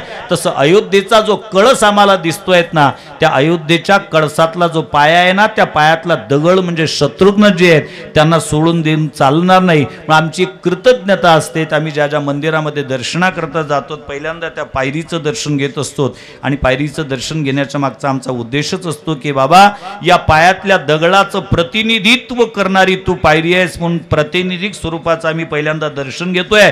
या मंदिरातला देव असेल, या मंदिराचा कळस असेल जो आम्हाला दर्शनाकरता मिळतोय, ते तुमचा त्याग आहे. शत्रुघ्न हा या पायातला दगड आहे. तशी वेगवेगळे व्यक्तिमत्व रामायणात आहेत. आणि मला असं वाटतं या व्यक्तिमत्वाचं त्याच पद्धतीने चिंतन झालं पाहिजे. पुरे झालात आता लक्ष्मण अंजी भैया, हे एक पात्री प्रयोग पुरे झालेत आता आपल्या जीवनातले, पाठ झाले आहेत रामायण आमच्या तातात. कुठंतरी वेगळ्या पद्धतीने या सगळ्या व्यक्तिमत्वावर प्रकाश टाकून त्या व्यक्तिमत्वाच्या जीवनातील जे महत्त्वपूर्ण पैलू आहेत, जे आमच्या जीवनात येणं अगत्याचे आहेत, ते जीवन आम्ही जगता आलं पाहिजे, त्याच्याकरता ते गरजेचे आहेत. रामराज्य ही संकल्पना अस्तित्वात आणण्याकरता केवळ राम असून चालत नाहीत, त्याच्यात लक्ष्मणजीचंही योगदान तितकंच महत्त्वाचं आहे, त्याच्यात भरताचंही योगदान तितकंच महत्त्वाचं आहे. सगळ्यात महत्त्वाचं योगदान जर कोणाचं असेल तर ते शत्रुघ्नाचं योगदान आहे. या सगळ्या जीवनाला कुठेतरी न्याय दिला गेला पाहिजेत. माझी वेळ संपलेली आहे. बोलण्याकरता माझ्याकडे विषय भरपूर आहेत, परंतु वेळेचा अभाव आहे. पुढच्याही कार्यक्रमाला सामोरं जायचं आहे, म्हणून या ठिकाणी स्वामी विवेकानंद आश्रमाच्या वतीने मला प्राप्त झालेलं निमंत्रण आमच्या अशोक गोंच्या माध्यमातून आमचे येवले शास्त्री असतील, आमचे परमपूजनीय परम आदरणीय एक प्रकारचं एक संन्यासी व्यक्तिमत्व जीवन आमचे मालपानी सर असतील, या ठिकाणचे सगळे विश्वस्त मंडळ असतील, त्यांनी माझ्यावर विश्वास टाकलात आणि विश्वास टाकून मी ज्या पद्धतीने बोललो ते तुम्ही स्वीकारलं. पारंपरिक पद्धतीने कथा सांगणार नाही असं मी पहिल्यांदा बोललो होतो, मी त्याचा अवडंबर करणार नाही मी पहिल्यांदा बोललो होतो, झाक्या करणार नाही झाक्या देणार नाही. नाही का अलीकडच्या काळात कथेची व्याख्या झाक्याच आलीत.